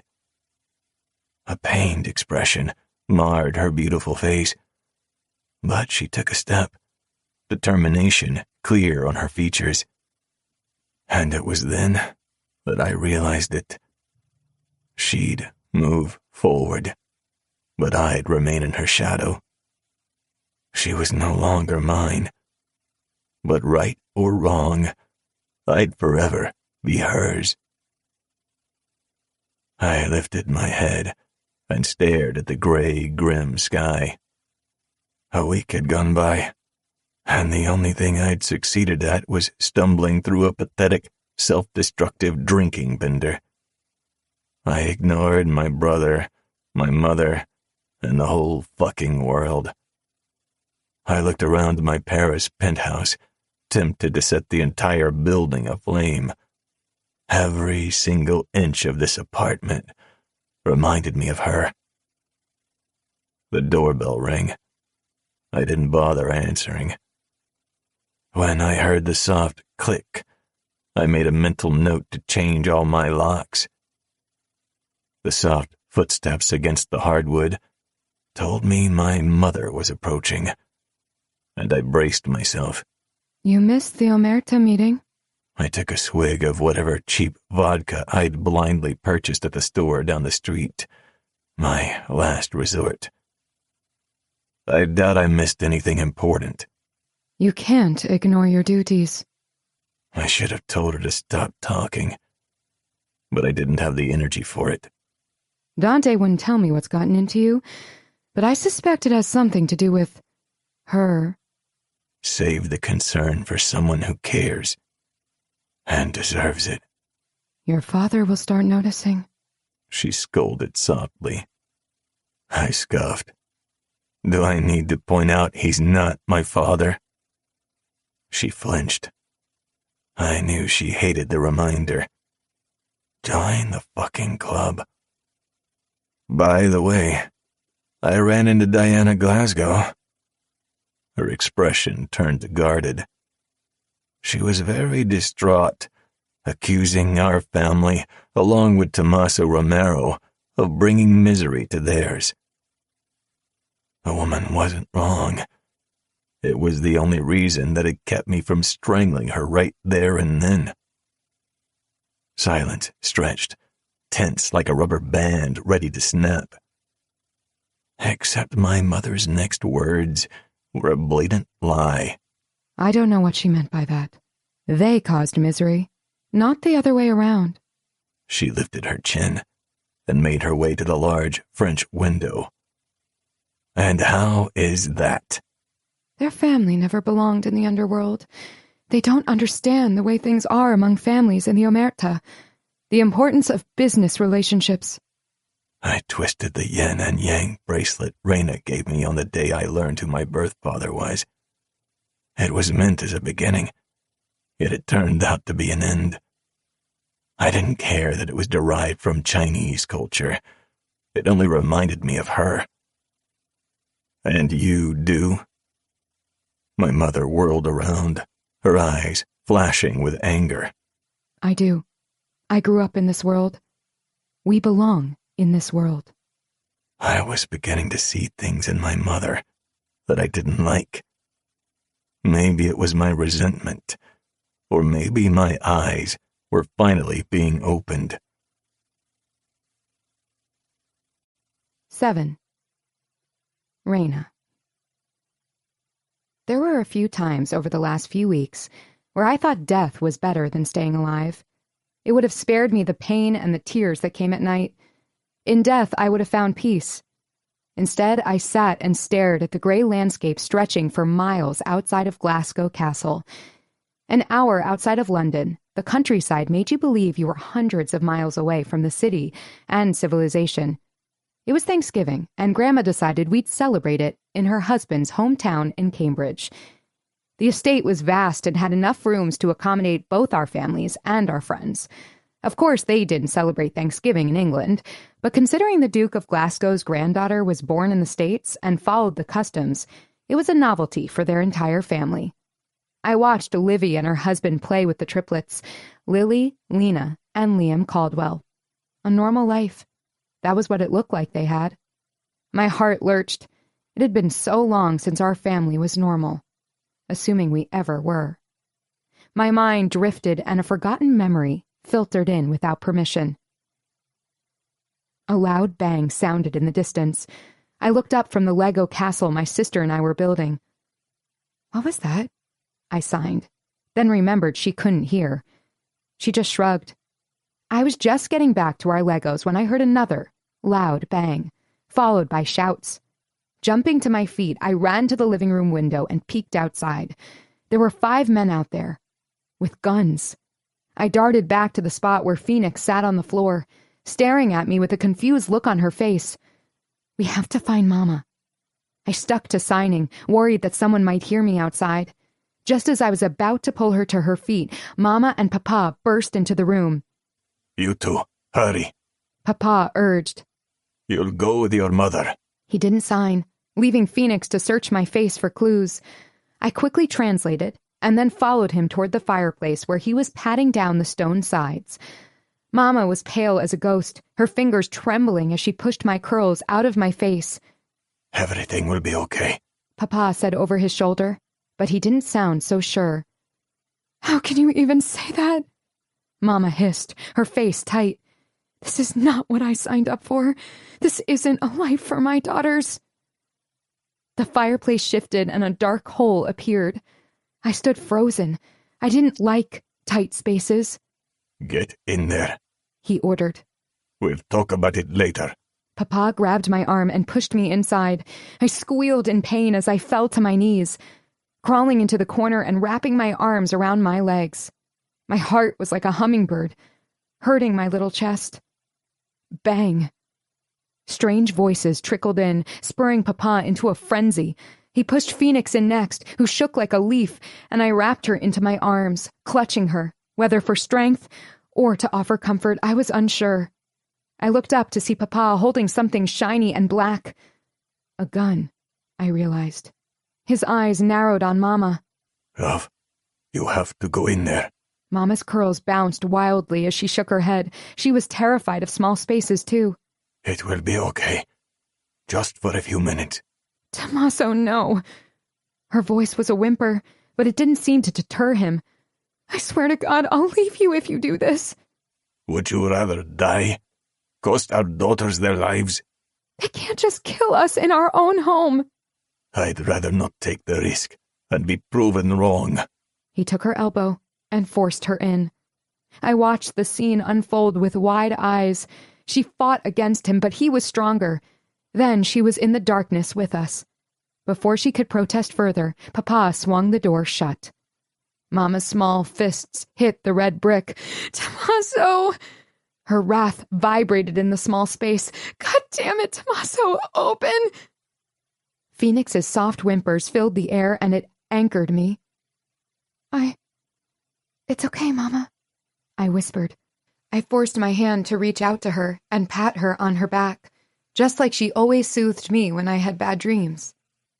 Papa is stronger than all the bad men. If only, she mumbled. I won't let anything happen to you two. Enveloped in the darkness, the three of us huddled together. My ears roared with my heartbeat. I couldn't sign. The space was too small and too dark, so I just held Phoenix closer to me. We were silent for a while, save for the sounds of our ragged breaths. When voices drew nearer and gunshots rang out again, my body shook harder and screams bubbled into my throat. Terrified of being found, my hand came to my mouth. More shouting. Bang, bang, bang! More shots. A loud giggle yanked me out of my memory and back to reality. I blinked away images of the darkness and the feeling that had gripped my throat. Maybe things had been bad even before Mama died. It would have made sense. If either Phoenix or I weren't Papa's, it meant Mama had sought happiness from somewhere or someone else. I didn't know. I wasn't sure of anything anymore. Chasing the confusing memory away, I focused on the family in front of me. There were so many things to be thankful for. Being alive, having an amazing sister, a family, best friends. Yet I couldn't muster an ounce of goodwill or holiday spirit. I rubbed my chest while my mind filled with different memories. This time of the boy I loved too much. Or maybe not enough. All I knew was that it had left me empty. My nights were filled with doubt and regret, desperate to relive happy moments only to end up at this same exact spot, staring at nothing, wishing I could disappear. I tapped my fingers against my thigh, restlessness itching at my skin. If I moved, someone would rush over and fuss over me, suffocating me. The hairs on the back of my neck rose, aware of a presence close by. I didn't shift, waiting for whoever it was to say something, or preferably nothing. My hands twisted the pendants hanging from my platinum chain. I should get rid of the one Eamon gifted me. But each time I went to take it off, I found myself unable to. Maybe I was a masochist, and this was my punishment. Reina. Papa's voice was low, soft, almost as if he thought a raised tone could destroy me. If only. Slipping the necklace under my shirt, I turned to see him shifting toward the empty chair. He sat down, his movements almost robotic. His usually immaculate hair was messed up and his jaw was set tight. His eyes were hollow, exhausted, more so than ever. And I guessed it wasn't just about his criminal dealings. He'd aged a lot in the last few months. Pots and silverware clanked, chatter and laughter soaked the air, and the sounds of footsteps and the triplets' toys made up the ordinary soundtrack of Thanksgiving. But nothing felt the same, because I wasn't the same. Reina. I blinked and found him staring at me. Sorry, Papa, I muttered. I was lost in thought. He watched me with a patience I wasn't accustomed to from him, not since Mama died. Want to tell me what happened? I shrugged. A car accident. A distant look crossed his features. But there's something more, isn't there? The way he watched me, I feared maybe the doctor had broken the rules of doctor-patient confidentiality and told him, but that would have likely made him furious. I wrapped my arms around myself, the cold creeping into my heart. What do you mean? It's been too much, he said, pursing his lips. Ever since your mama died. His voice cracked, just as it always did when he talked about her. I'm okay, I lied. Maybe if I said it over and over again, eventually I would be. Don't worry. The bruises are almost gone, and soon the cast will be off too. My heart ached, but I didn't think there was a cure for that. Your professors contacted me, he continued, and I knew it was coming. You've missed a lot of classes this semester. That was an understatement. I'd been so heartsick I could barely get out of bed. The accident didn't exactly help. I talked to your professors. They'll let you catch up on assignments, even let you do them from home while you recover. You'll stay with Grandma until after the holidays, and then return to Paris. I was grateful for the support of my family and friends, but I needed time. Space. I couldn't breathe. Not in Paris. Not here. Couldn't I go back to Malibu? I asked, twisting my fingers. No, it's too dangerous. I sighed and dropped my shoulders. Okay. You convince Grandma to let me stay in the opposite wing, though, away from everyone else. It was as close to getting some space as I would get. He stared at me with concern scrawled all over his face. His skin tone was yellowish, his cheeks gaunt. Papa, are you feeling okay? He reached out his big, wrinkly hand and cupped my cheek softly. You look so much like your mama. Then he shocked me by leaning over and pressing a kiss to my cheek. Just focus on healing, for me and your sister. Once you're feeling better, you and I have to talk. It didn't escape me that he didn't answer my question. Not at all. 8. Raina. My sister and friends all crowded around my bed.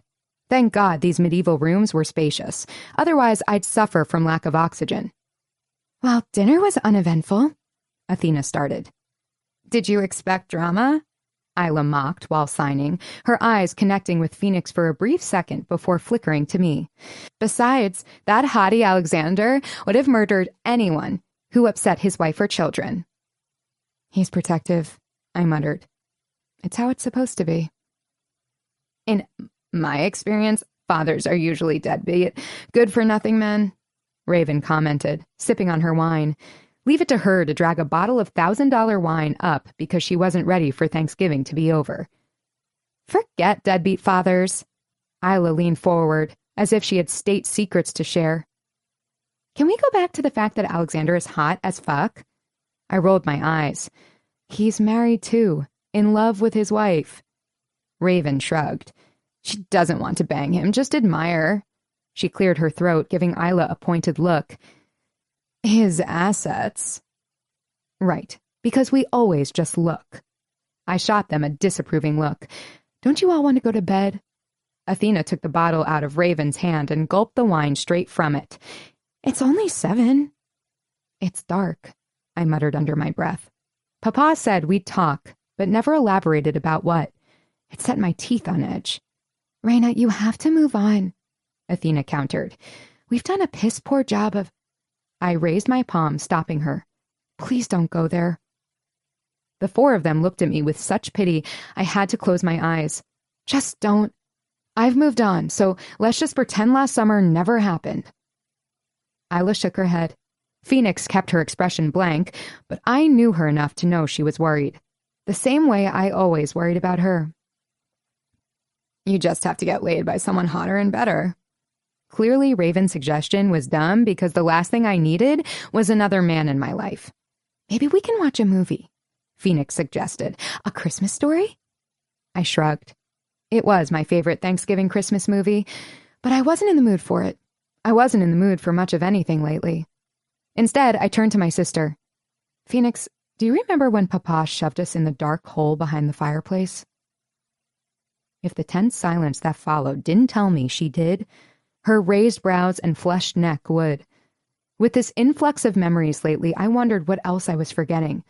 Phoenix might have had a better memory because she was a little older than me when Mama died, but it didn't explain why I was suddenly uncovering these black holes from my childhood.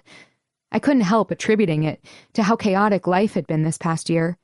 I'd have to remember to mention it during my next session with my therapist. Our friends just stared, waiting for one of us to explain, until Isla couldn't hold back her exasperated breath anymore.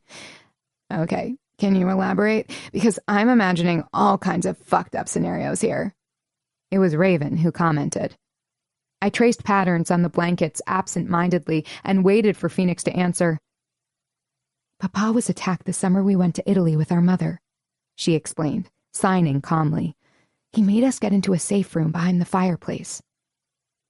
Who attacked him? Raven asked, her eyes like saucers.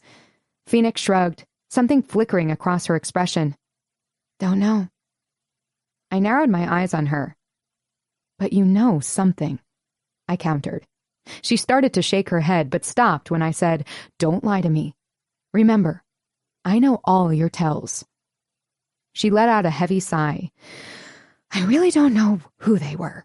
All I know is that they look like—" She didn't finish, and my blood pressure spiked. Like they were Japanese. A round of gasps followed. "Do you think—" Athena cut herself off, her gaze flickering to the girls with a guilty expression. "What?" I demanded. It irked me to no end, feeling like an outsider, like I was the last to know. "Finish the sentence." Raven poured herself another generous amount of wine, gulping it down in one go. "We're all thinking maybe it has something to do with Eamon," she announced, wiping her mouth with the back of her hand. God, just hearing his name sliced my heart. I shook my head. First, I couldn't even whisper his name. He and the family on his mother's side are not the only Japanese people on this planet. Secondly, he was a kid at the time. The incident from boarding school flickered in my mind. I hadn't quite forgotten about it, but I remembered it in vivid detail now. Eamon had saved me from his cousin then. I swallowed a lump in my throat, refusing to believe that Eamon's family would deliberately hurt mine. But if he hadn't been there that day all those years ago, I likely wouldn't have escaped. I didn't think this was the right time to share with the group, not when they already thought so low of Eamon. It was another secret, best left in the past. "His mother wasn't a kid," Isla pointed out, while everyone nodded their heads in agreement. "So you're saying his mother attacked us?" They were being ludicrous. Isla shrugged. "It seems far-fetched, but crazier things have happened in this world." "Yeah, like Japanese samurais becoming vampires." Huh. Athena must be on her fantasy kick. Judging by everyone's expressions, they thought so too. "Yeah, okay, that's improbable. I watched this movie—" "Not now, Athena," Raven scolded her, giving her a pointed look. I let out a heavy sigh. Too tired for this shit. "Just forget all that," Phoenix signed. "Focus on getting better and coming back to Paris." "We could all turn a blind eye, but there's some kind of connection there," Raven muttered. "Trust me, last time I opted not to see something, it bit me in the ass. Big time." "And what was that?" I asked, eager to focus on someone else's problems rather than think about my own. "Well, for starters, he was a red flag, and his gorgeous body was the pole." She waved her hands, drawing in the air, and whatever it was didn't look that attractive. At least not to me. Jeans that hugged that ass, holstered gun, slightly stalkerish obsessive behavior, red fucking flags that I refused to see, until a man was killed in front of my eyes. My eyebrows rose to my hairline. I knew for a fact this was the first time any of us were hearing this story. Maybe it was the wine loosening her lips. "Wow. Did you call the cops on him?" Isla questioned. "And testify against him?" Raven gave her an "are you fucking crazy" look. "No, I fucking bolted. Distance and no contact was the only solution. I can't fight an attractive man, murderer or not." Her priorities might be skewed, but it was hardly the time to point it out. "Okay, this is getting too dark for me," Athena announced, getting to her feet. "I'm going to bed." Her eyes found mine. "We miss you. The apartment isn't the same without you." "Yeah, especially because Raven is a walking mess," Isla remarked, her green eyes sparkling. "I got it. You're looking for a maid." Their eyes rolled in sync. "You take cleaning to a whole new level," Phoenix claimed, although not wrongfully. "Speaking of levels," Raven started, her tone tentative. "I haven't told you, but he who shall not be named commissioned me to paint him a replica of some painting that used to belong to his grandfather. The only thing I have to work with is a picture of the thing because he lost the original, or some shit like that." My heart drummed painfully in my chest, but I refused to dwell on it. Instead, I shrugged. "I hope you charged him an arm and a leg." "I did, but it still feels wrong to take money from him, all things considered." Raven was an amazing artist, and it was a shame the world hadn't discovered her yet. If Eamon Leone exposed her art to the world, then maybe there'd be some good to come out of all this. Isla slid off the bed, heading for the door. "I'm off to bed too. I'm beat. Those triplets are like Energizer bunnies. They need an off switch. Our friends all left, leaving me alone with my sister, who studied me with inquisitive eyes. I smiled, barely suppressing a yawn. I'm fine, I murmured, signing at the same time. I promise. You keep saying that, but I'm worried. I know, but it's better, I assured her. Each day is better. My bruises are almost completely gone. But the scars are there. Grandma offered me her plastic surgeon, but I said no. My hand clutched my necklace, tugging on it gently. It's not the scars I'm talking about. Our eyes locked and the lump in my throat doubled in size. Why did everyone insist I talk about it? It only made me feel like shit. The Leone brothers, she started, her hands hesitant. They are no good, and they're bound to fuck up everything they touch. I blinked in confusion. It wasn't a statement I expected to come from her. It almost sounded as if she'd experienced it firsthand. People break up every day. Her answer to my half-assed defense was a deadpan stare. It's not that, she retorted, bitterness crossing her features. She let out a heavy sigh before continuing. I don't want to talk about all of it. Just know that Dante Leone seduced me, and now he pretends to not even know me. My mouth formed an O shape and just about dropped to the floor, or at least the mattress. When? It was 2 years ago. Why? How? I couldn't come up with a coherent question. Why didn't you say anything? How did I not know about it? Pain flickered in her eyes. I was ashamed. I still am, for being so damn stupid. She pushed her dark brown hair out of her face, her fingers trembling. I thought he was so sweet, making an effort to talk to me, even learning ASL for me. Then boom, he disappeared, and I didn't see him until we ran into him again in Paris. There were 2 broken hearts in this room, I realized, each at the hand of the Leone brothers. However, my sister had nurtured hers a lot longer, and in my selfishness, I'd been too blind to see it. I pulled her into my arms and hugged her tightly. My eyes burned, tears threatening to break free, but I refused to let them fall. I blinked, chasing them away. We stayed like that for a while, hoping that with time, our hearts might mend. She pulled away, and our gazes met. Hers sparkled with unshed tears, just like mine. I should have told you before you got involved with Eamon, but you're such a romantic at heart, and I wanted it to be a fairy tale for you. Not this clusterfuck. Maybe the Leone brothers had used us. Maybe not. It could be that they were just broken beyond repair and we'd stepped in their paths. All I knew for sure was that Eamon would forever hold my heart, whether I liked it or not. Our love story was made for the big screen. So was our tragedy.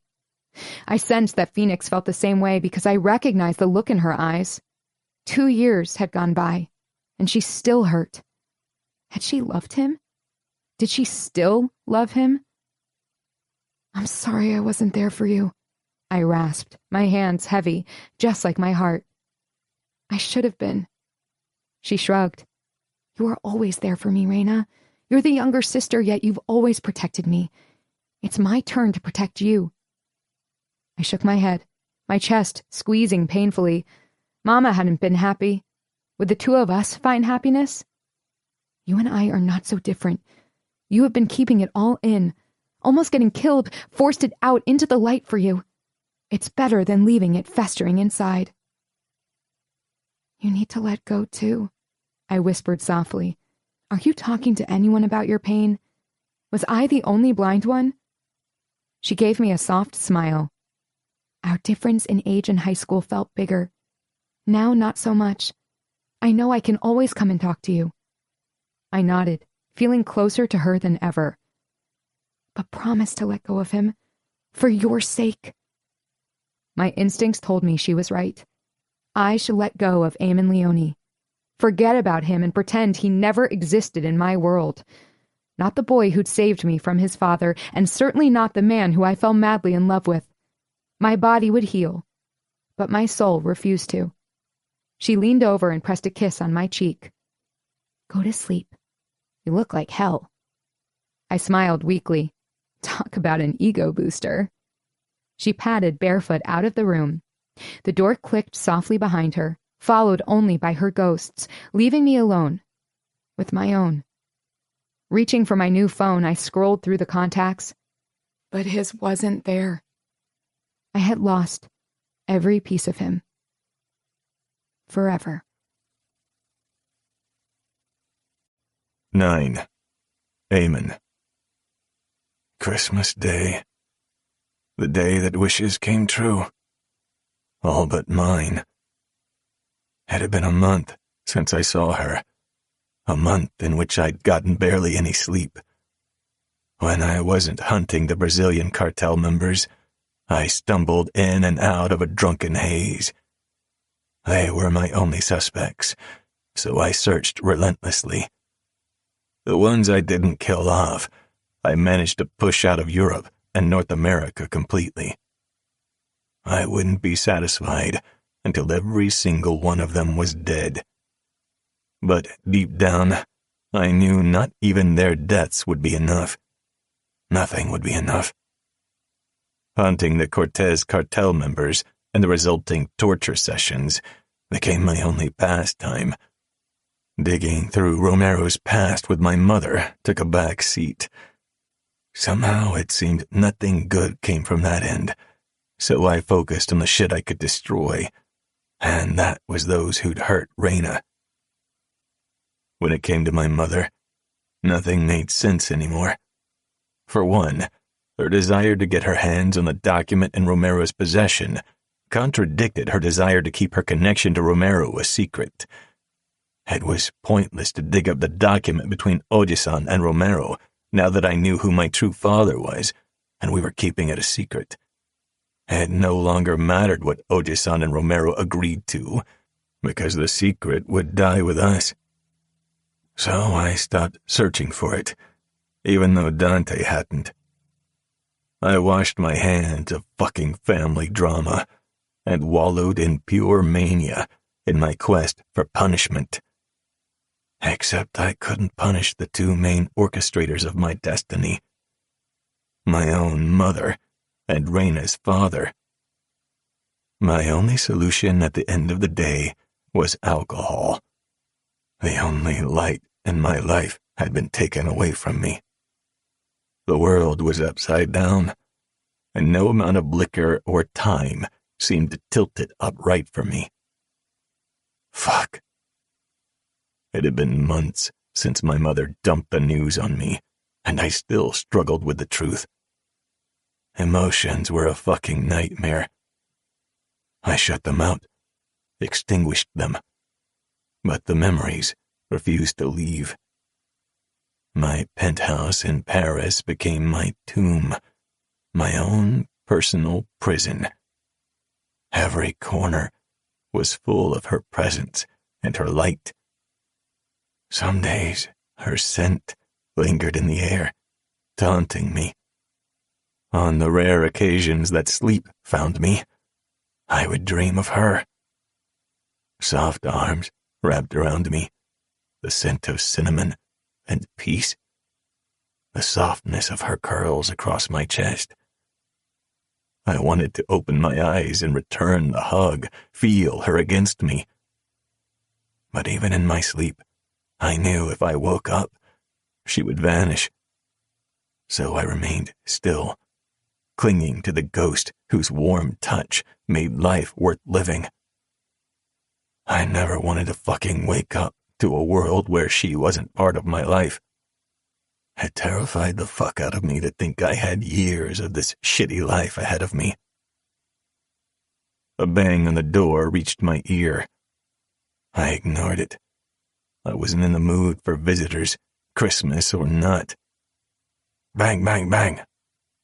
Eamon, we know you're in there. Fuck.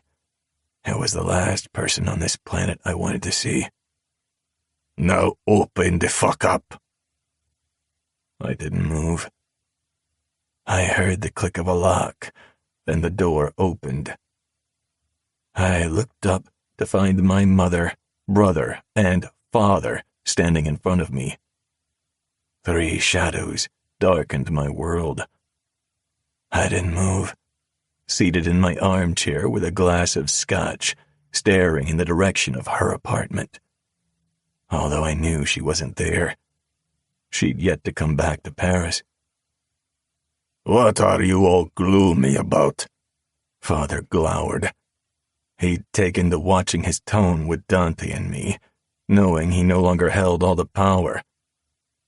"Since you refused to show up for Christmas in your parents' home, we decided to crash your party." Crash away. I brought the glass to my mouth and took a sip. Masuko, we always spend Christmas together. I shrugged. It was never a joyous affair. Father would give us presents only to take them away, or teach us some stupid lesson that never made any sense but left scars on our bodies. "What's with the blood, Eamon?" Dante's voice had me glancing down at my shirt. I must have forgotten to clean up when I came home last night. I stood up and bypassed them all. But before I made it into my bedroom, my mother blocked my path. Her eyes were darker than ever before. She wore that fucking pink kimono, and it only served to remind me of what she'd taken away from me. That color belonged on Reina, and Reina alone. I couldn't stand to look at anyone wearing pink anymore. Not now. Not yet. "What is it?" Her lip trembled, and I knew I was being an ass, but I couldn't stop. When was the last time you slept? Hard to sleep when I have uninvited guests. She sighed, flicking a glance over her shoulder. Masuko. Please don't. There was nothing she could say that would make this right. My motivation and goals had gone out the window. All I could see was my bleak future. Even worse, I didn't give a fuck about that future. She sighed. Take a shower and change into clean clothes. The staff is coming. We'll set up your place. I sidestepped her and shut the door behind me, not bothering to answer. Of course, when I was out of the shower, towel wrapped around my waist, I found Dante sitting on a chair, his ankle crossed over his knee. "There he is," he drawled, his hand casually on the armrest. Contrary to his casual posture, there was a hard glint in his eyes. My jaw clenched. I wasn't in the mood for his shit today. "Get the fuck out of my room." "No." I ignored him and got dressed. Christmas Day didn't seem like a good time to beat up my brother. "How long do you plan on sulking?" I narrowed my eyes on him. "Is there something you want to say? If so, spit it the fuck out." His eyes softened, and it hit me all wrong. He didn't even know the truth about Reina and me, or that my father was the prick Romero. Fury lanced up my spine. Even after all these months, just the thought of Romero made me want to rage. From an early age, I always tried to take care of and protect my brother. Now it seemed our roles had reversed. I was staring at the version of him that seemed to have matured, while I had descended into madness. "I've known you all my life. I know when you're upset. What worries me is that I've never seen you this upset." His voice was too fucking gentle for my liking. My brother was the reckless one, losing his temper during his raging moments. I usually kept a cool head, and my emotions reined in. Until now, apparently. It only took a girl to tear my self-control down. "I remember when we were young, you refused to let anything, anyone, break you. Stubborn as a motherfucker.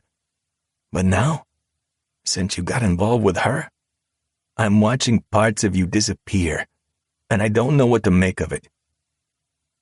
Father used to randomly decide when it was time for his lessons. Dante hated them, and whenever he got wind of it, he'd want to run and hide in hopes of being spared.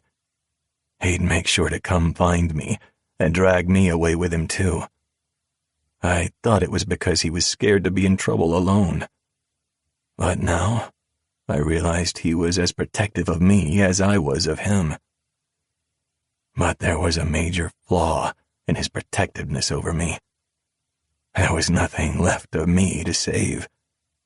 I couldn't breathe without her. I didn't exist without her. She was my beginning, middle, and end.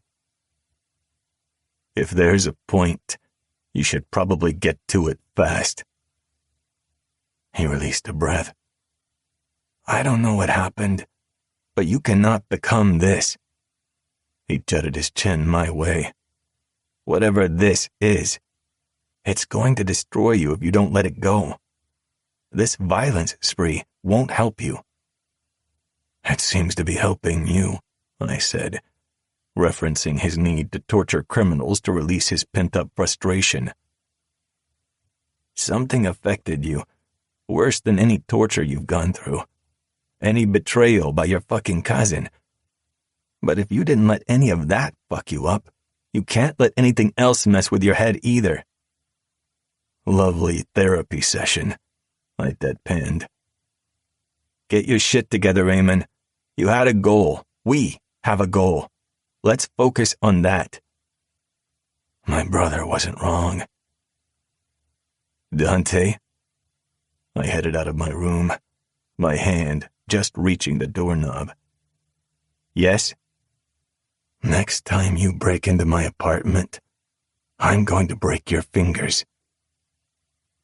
But he was right. We needed to get back to building our empire. 10. Raina. It was the day after Christmas. I moved slowly through the dark castle. Everyone was asleep, while ghosts that had nothing to do with this place haunted me. The castle had been passed down through the Glasgow family for the past 7 centuries.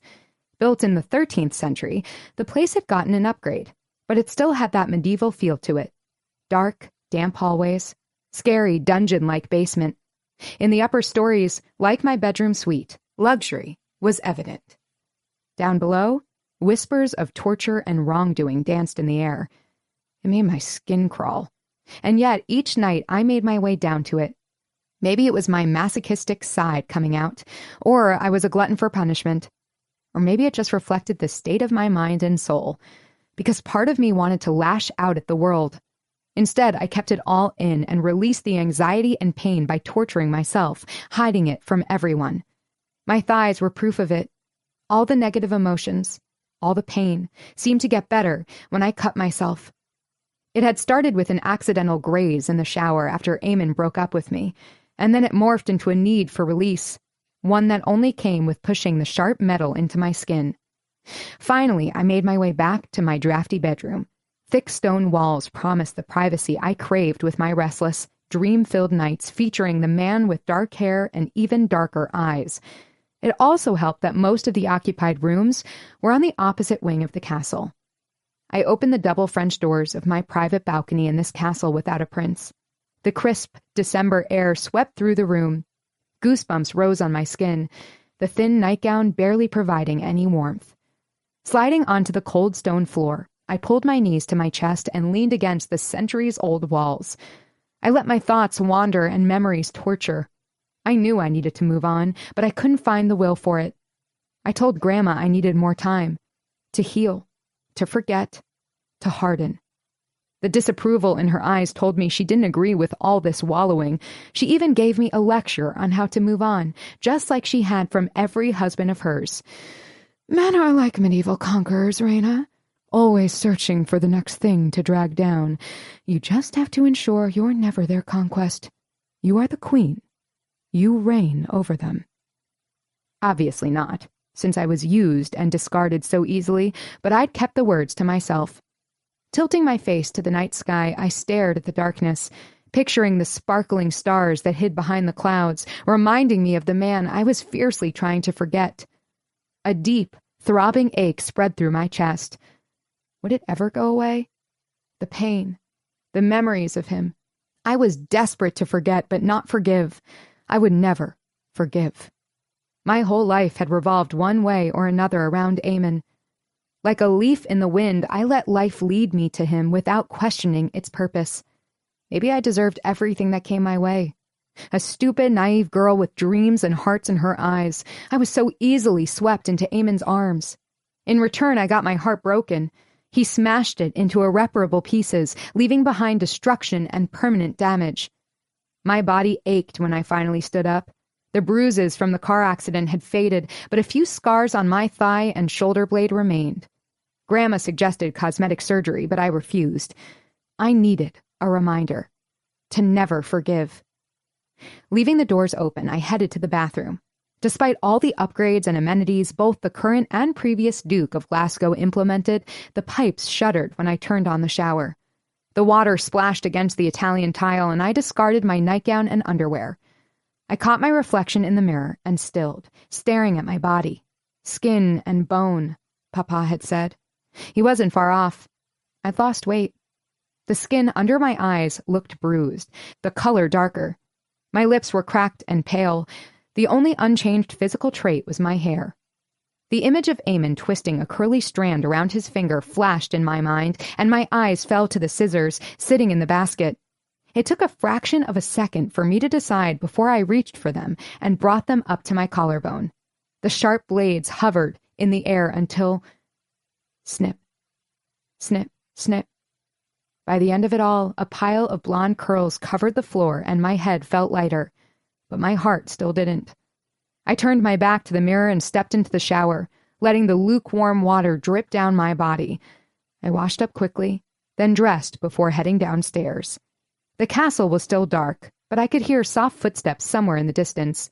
Following the smell of coffee, I turned the corner at the end of the hallway.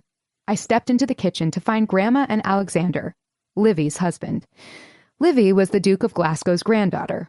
Long story, but she grew up in the States too, and she never knew her family heritage until she got involved with her now husband. My hip slammed into the counter and I grunted in pain. 2 sets of eyes. "Raina!" A horrified gasp left my grandmother, matching the look in her eyes. "What have you done to your hair?" Clearly, she didn't like my new hairdo. Alexander didn't look remotely as flabbergasted, although I had yet to see him frazzled at all. Nothing seemed to faze that man. I brought my hand up to my head, combing my fingers through the strands. "Haircut," I muttered. Her mouth formed an O shape, and she slumped back against the chair. Guilt pierced my chest, noticing black circles under her eyes that not even her cosmetic injections could hide. She didn't need extra worries.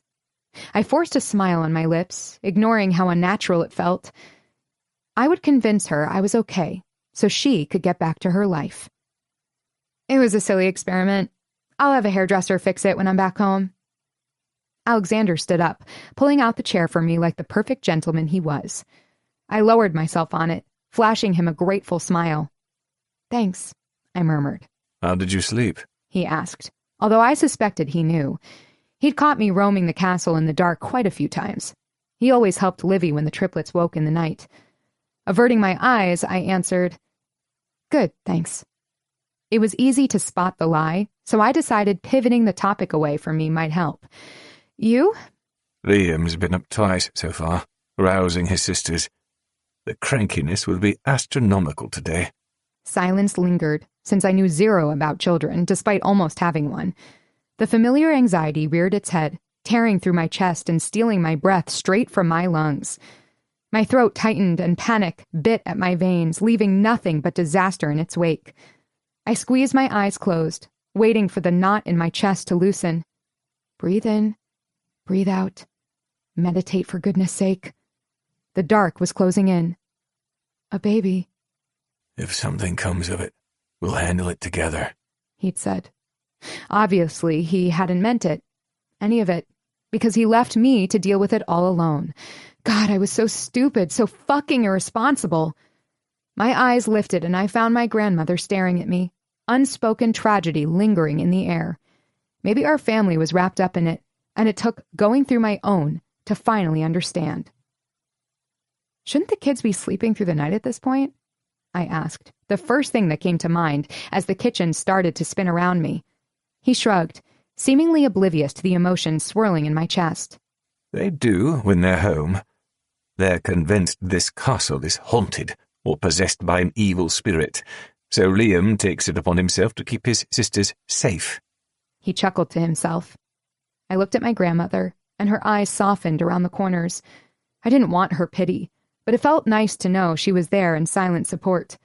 As Alexander droned on and on about where his children were at developmentally and how exhausting it all was, I had to remind myself it wasn't his fault.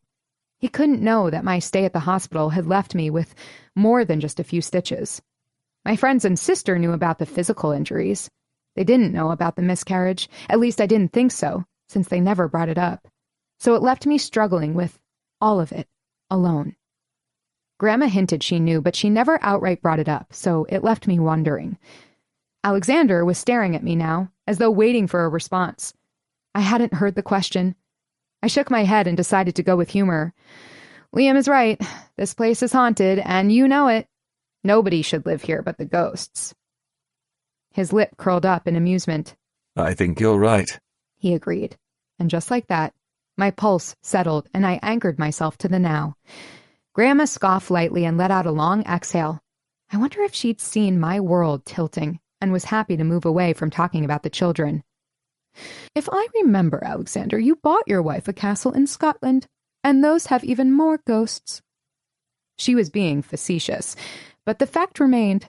She could claim until she was blue in the face that she loved it here, but I knew better. She appreciated modern-style luxury, not this old money castle. I scoffed. Busted. He just shrugged.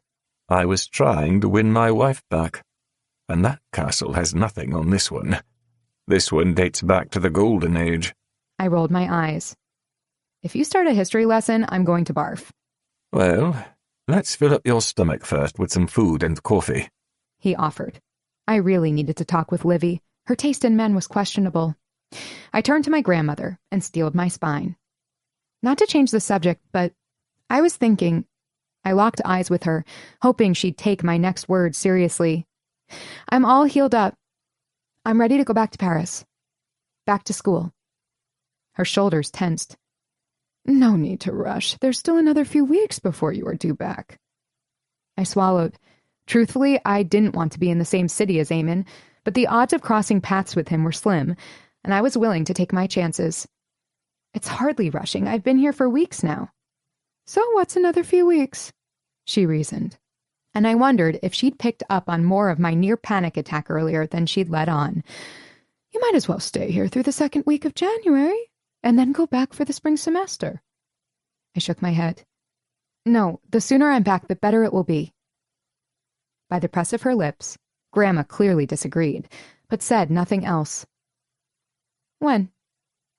There's an afternoon trip on the Eurostar leaving from London. I just need a ride to St. Pancras Station. A heartbeat passed. Fine. I'll take you. King's Cross bustled with life in central London. Buses coming and going, people rushing in and out of the station, eager to get to their destinations. The engine of Grandma's Rolls-Royce hummed softly as we sat in the back seat, the driver having stepped out to give us privacy. The silence stretched. I'd rather just get out of the car, but knowing my grandmother, she'd follow me all the way to the train and then hop on it so she could give me a piece of her mind.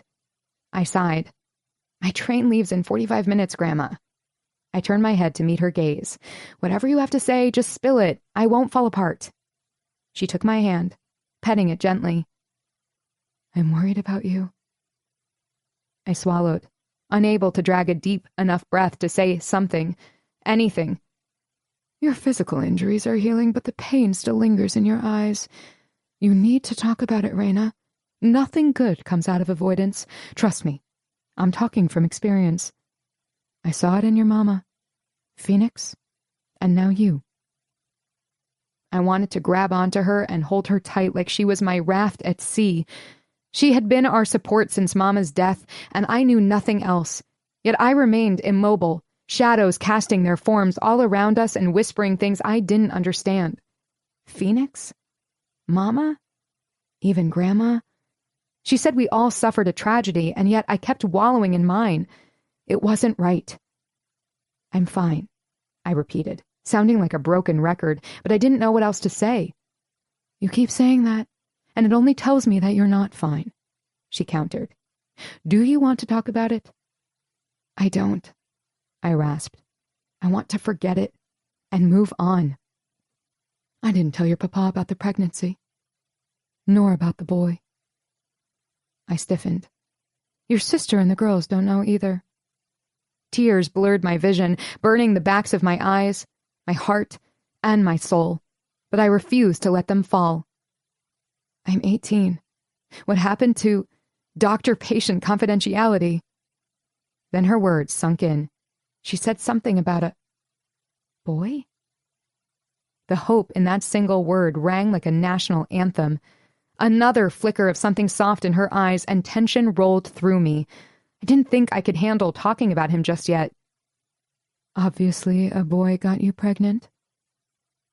Relief washed over me, and I refused to let him and the memories we shared together haunt me for the rest of my days. So I decided I wouldn't speak his name. Not to her. Not to my friends. Not to my papa. You can tell me, she said softly, but a hint of vehemence showed through. Grandma was a dragon when it came to protecting my sister and me. Well, it could have been an immaculate conception sort of deal, I muttered under my breath. I should have known this conversation was coming. She'd requested my charts, and I hadn't been in the right frame of mind to ask the doctors to withhold sensitive information. Raina, don't. Her tone told me she was at her wit's end. Just don't. I brought my free hand to my neck and started twisting my necklace, nervously. Her eyes fell to it. Still wearing that thing, huh? Yes, I mumbled. It reminds me of Mama. She nodded, but something about the look in her eyes was unsettling. I opened my mouth to say something, but before I could get a word out, images slammed into my brain. Old, rusty memories. Sadness squeezed my chest as I stared across the water. It was murky today, the gray sky crying right along with us at the loss of Mama. Phoenix was in her room, but it didn't matter. I wanted to be alone anyway. I threw little pebbles in the water and twisted the necklace Grandma clipped around my neck when I was getting dressed earlier. I told her Mama gave it to me when she was taking a red bath. Her eyes turned into blue stones and scared me a little, but then she smiled. The fear evaporated, but sadness remained. My mouth turned down at the corners. There would be no more Mama. I didn't want to stay with Papa. I didn't know why. Maybe Phoenix and I could run away together and be like Shirley Temple in her movies. We'd have our own adventures. Shuffling footsteps pulled me out of my thoughts, and I turned around to find Papa towering over me. He was angry. Very angry. His eyes fell to my necklace, and his gold ring caught the light before it connected with my cheek. It burned, and I stumbled backward. I trembled like a leaf, my hands cradling my stinging cheek. Papa! He gripped the chain at my throat, yanking on the necklace. Where did you get that? His smile was mean and ugly. It terrified me. Nosy fucking kids. I suddenly didn't like Papa at all. I wanted to get far, far away from him. What are you doing, Tommaso? Grandma's voice was like a whip, startling both of us. My gaze darted her way in a plea for help, but her eyes weren't on me. They were on Papa, and they were violent. Raina took something that doesn't belong to her. Grandma came between us, and I buried my face into her hip. Her hand wrapped around me and patted me gently, just like Mama used to do. Grace gave it to her. Papa took a step forward, towering over us, but Grandma stood her ground. The night she died, Raina saw her in the tub as she was bleeding out. Grace gave her the necklace. His expression paled. She's keeping it, Tommaso. I was too scared to move, too scared to breathe. My eyes widened as my chest tightened. I had never felt such pain. Not when I fell from the tree, not when I hit my head and fell in the pool. I brought my hand to my chest and tapped it, hoping to loosen it so I could inhale some air.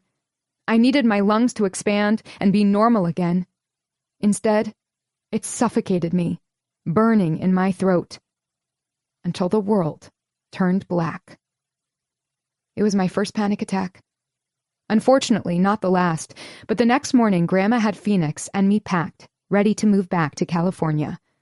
I was jolted back to reality at the sound of the car door clicking open and Grandma's driver's words as he leaned in to address her. "The train will be departing soon. We will take Raina's bags ahead and meet you there." I gathered my things, still dazed from my flashback. How could I have forgotten all this? My stomach coiled, but I pushed it down. There was no sense getting upset over it now. Instead, I intended to get some answers. Why did Papa get so upset about this necklace? That day he found me with it? I questioned, gesturing to the pendants hanging from my neck. A heartbeat passed. The reminder is too painful for him. I lowered my eyes to it. The weird part was that I never remembered seeing Mama wearing it. The only time I'd ever seen her with it was the night she died. The familiar dull ache pulsed in my chest. Why did he get so mad, though? He hit me. I was only 6, and he slapped me across my cheek. My lip quivered, but still, I pushed through. Just days after watching my mother be buried. She shrugged, seemingly nonchalant, but she couldn't hide the tension in her brow. He's sensitive about his things. Her eyes flickered to the necklace again. What is the second pendant? Her question felt layered. Why couldn't I get rid of the stupid pendant? I thought it would match Mama's. I lied. She studied me in that unnerving way that could expose all my secrets. I kept my expression blank. If I was to survive this and get my independence back, I would have to learn to hide all my emotions. I just needed to survive this talk first. Do I need to have yet another talk with you about protection? Nothing about her question surprised me, and sweat collected at the nape of my neck in response. Where is that driver of hers? It shouldn't take that long to drop off my luggage. No. She shook her head and tisked. I just don't understand. Didn't I teach you girls to always be safe? You did. My tone was resigned, knowing there was no escaping this. It has been a long time coming. 2 months, to be exact. This boy. The words, "who got you pregnant," lingered unspoken in the air. Who is he? Nobody important? Liar, my heart whispered. I made a mistake, Grandma. One I won't repeat. She tilted her head. I believe you won't repeat that mistake, but I don't believe the first part of your answer. Unsure how to answer that, I remained silent. Considering you never showed any interest in boys until now, I suspect he's very important.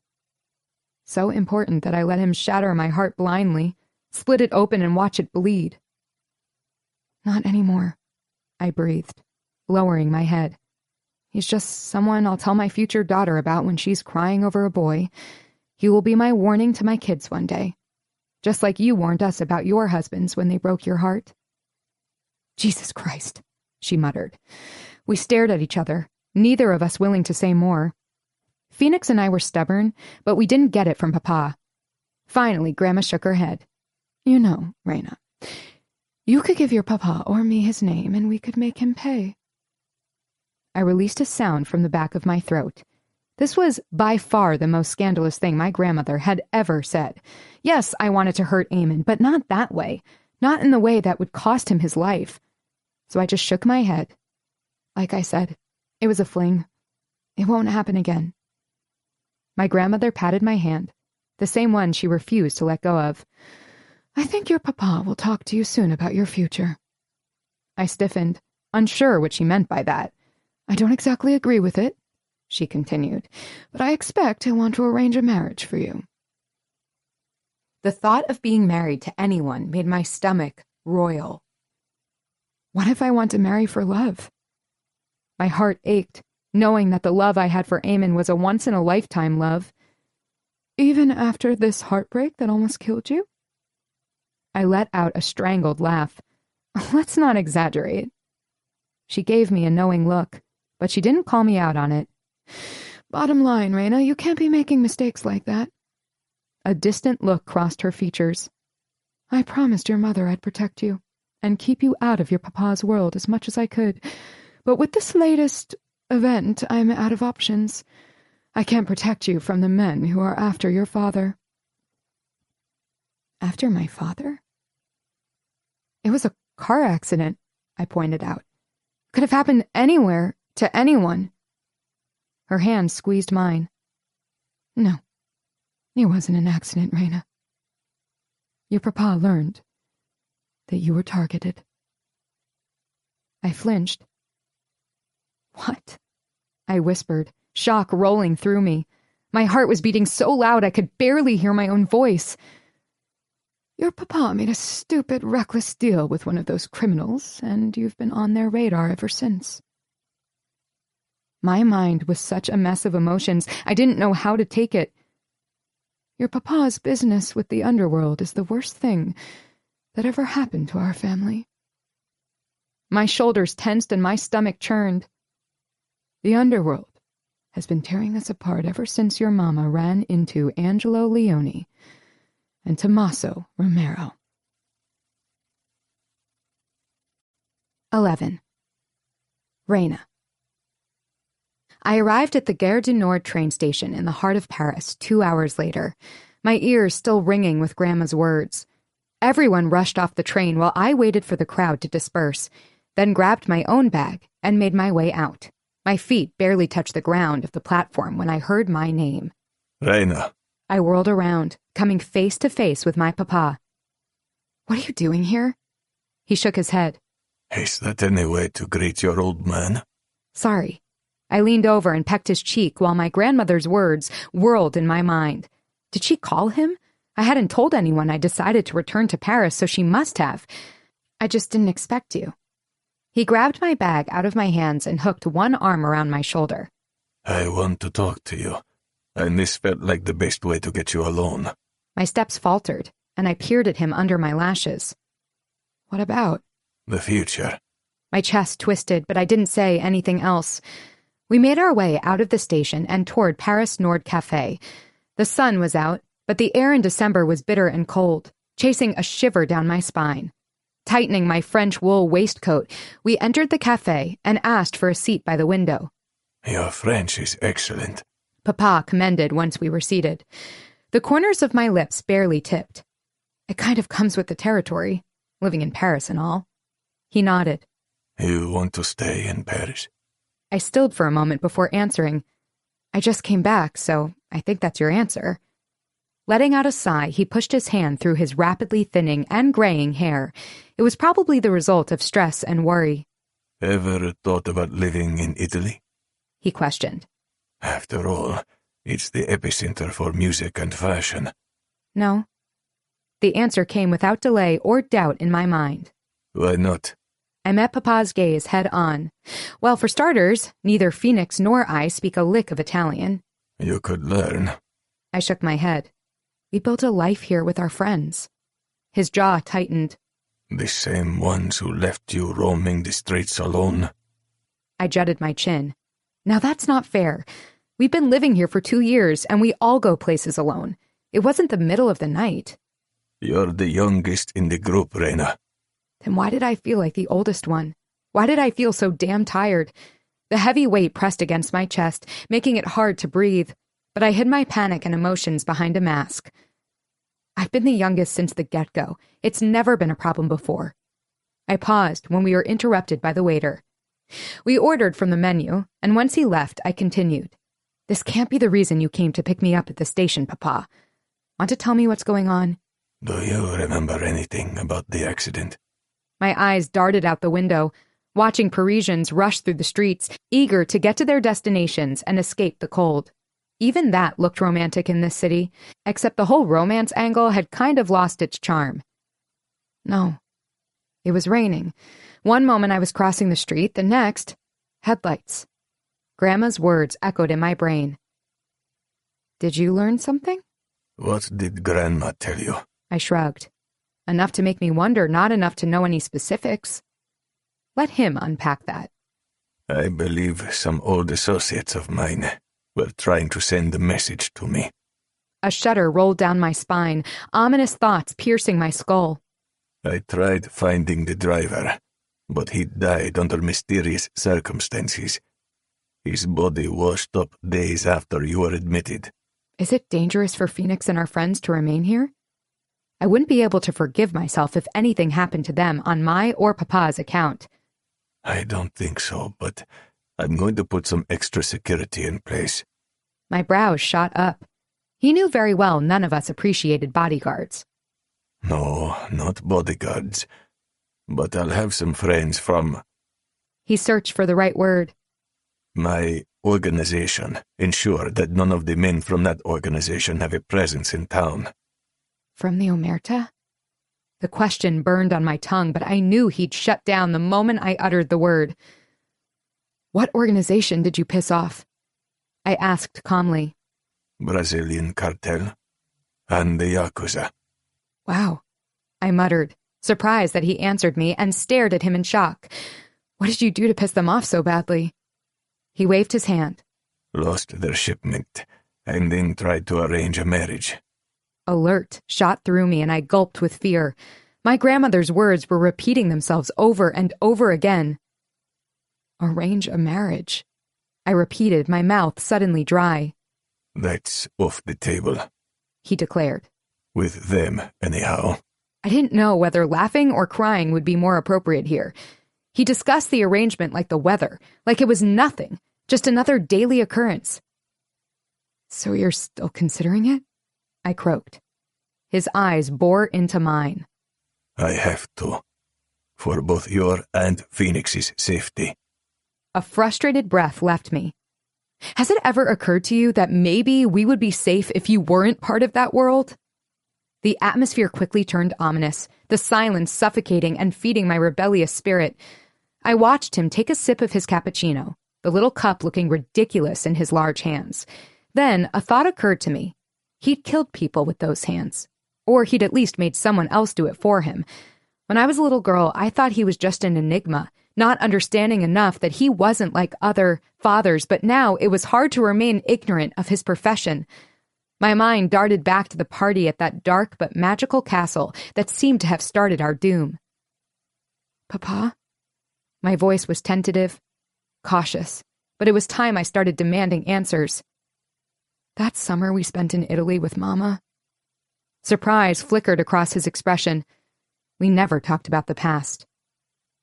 What happened? For a long moment he remained quiet, and just when I was starting to think he would refuse to answer, his voice penetrated the small space between us. A lot of things happened that summer, Rena. He answered tiredly. What exactly are you referring to? My fingers curled into fists, but I straightened my spine. I was sick and tired of ghosts lurking in the corners of my mind. I never saw you and Mama argue until then. I pushed a short curl off my forehead. Papa followed the motion, resignation in his eyes. He hadn't commented on my new hairdo, not that I expected him to, but it was probably the latest reminder of all the shit that had gone wrong lately.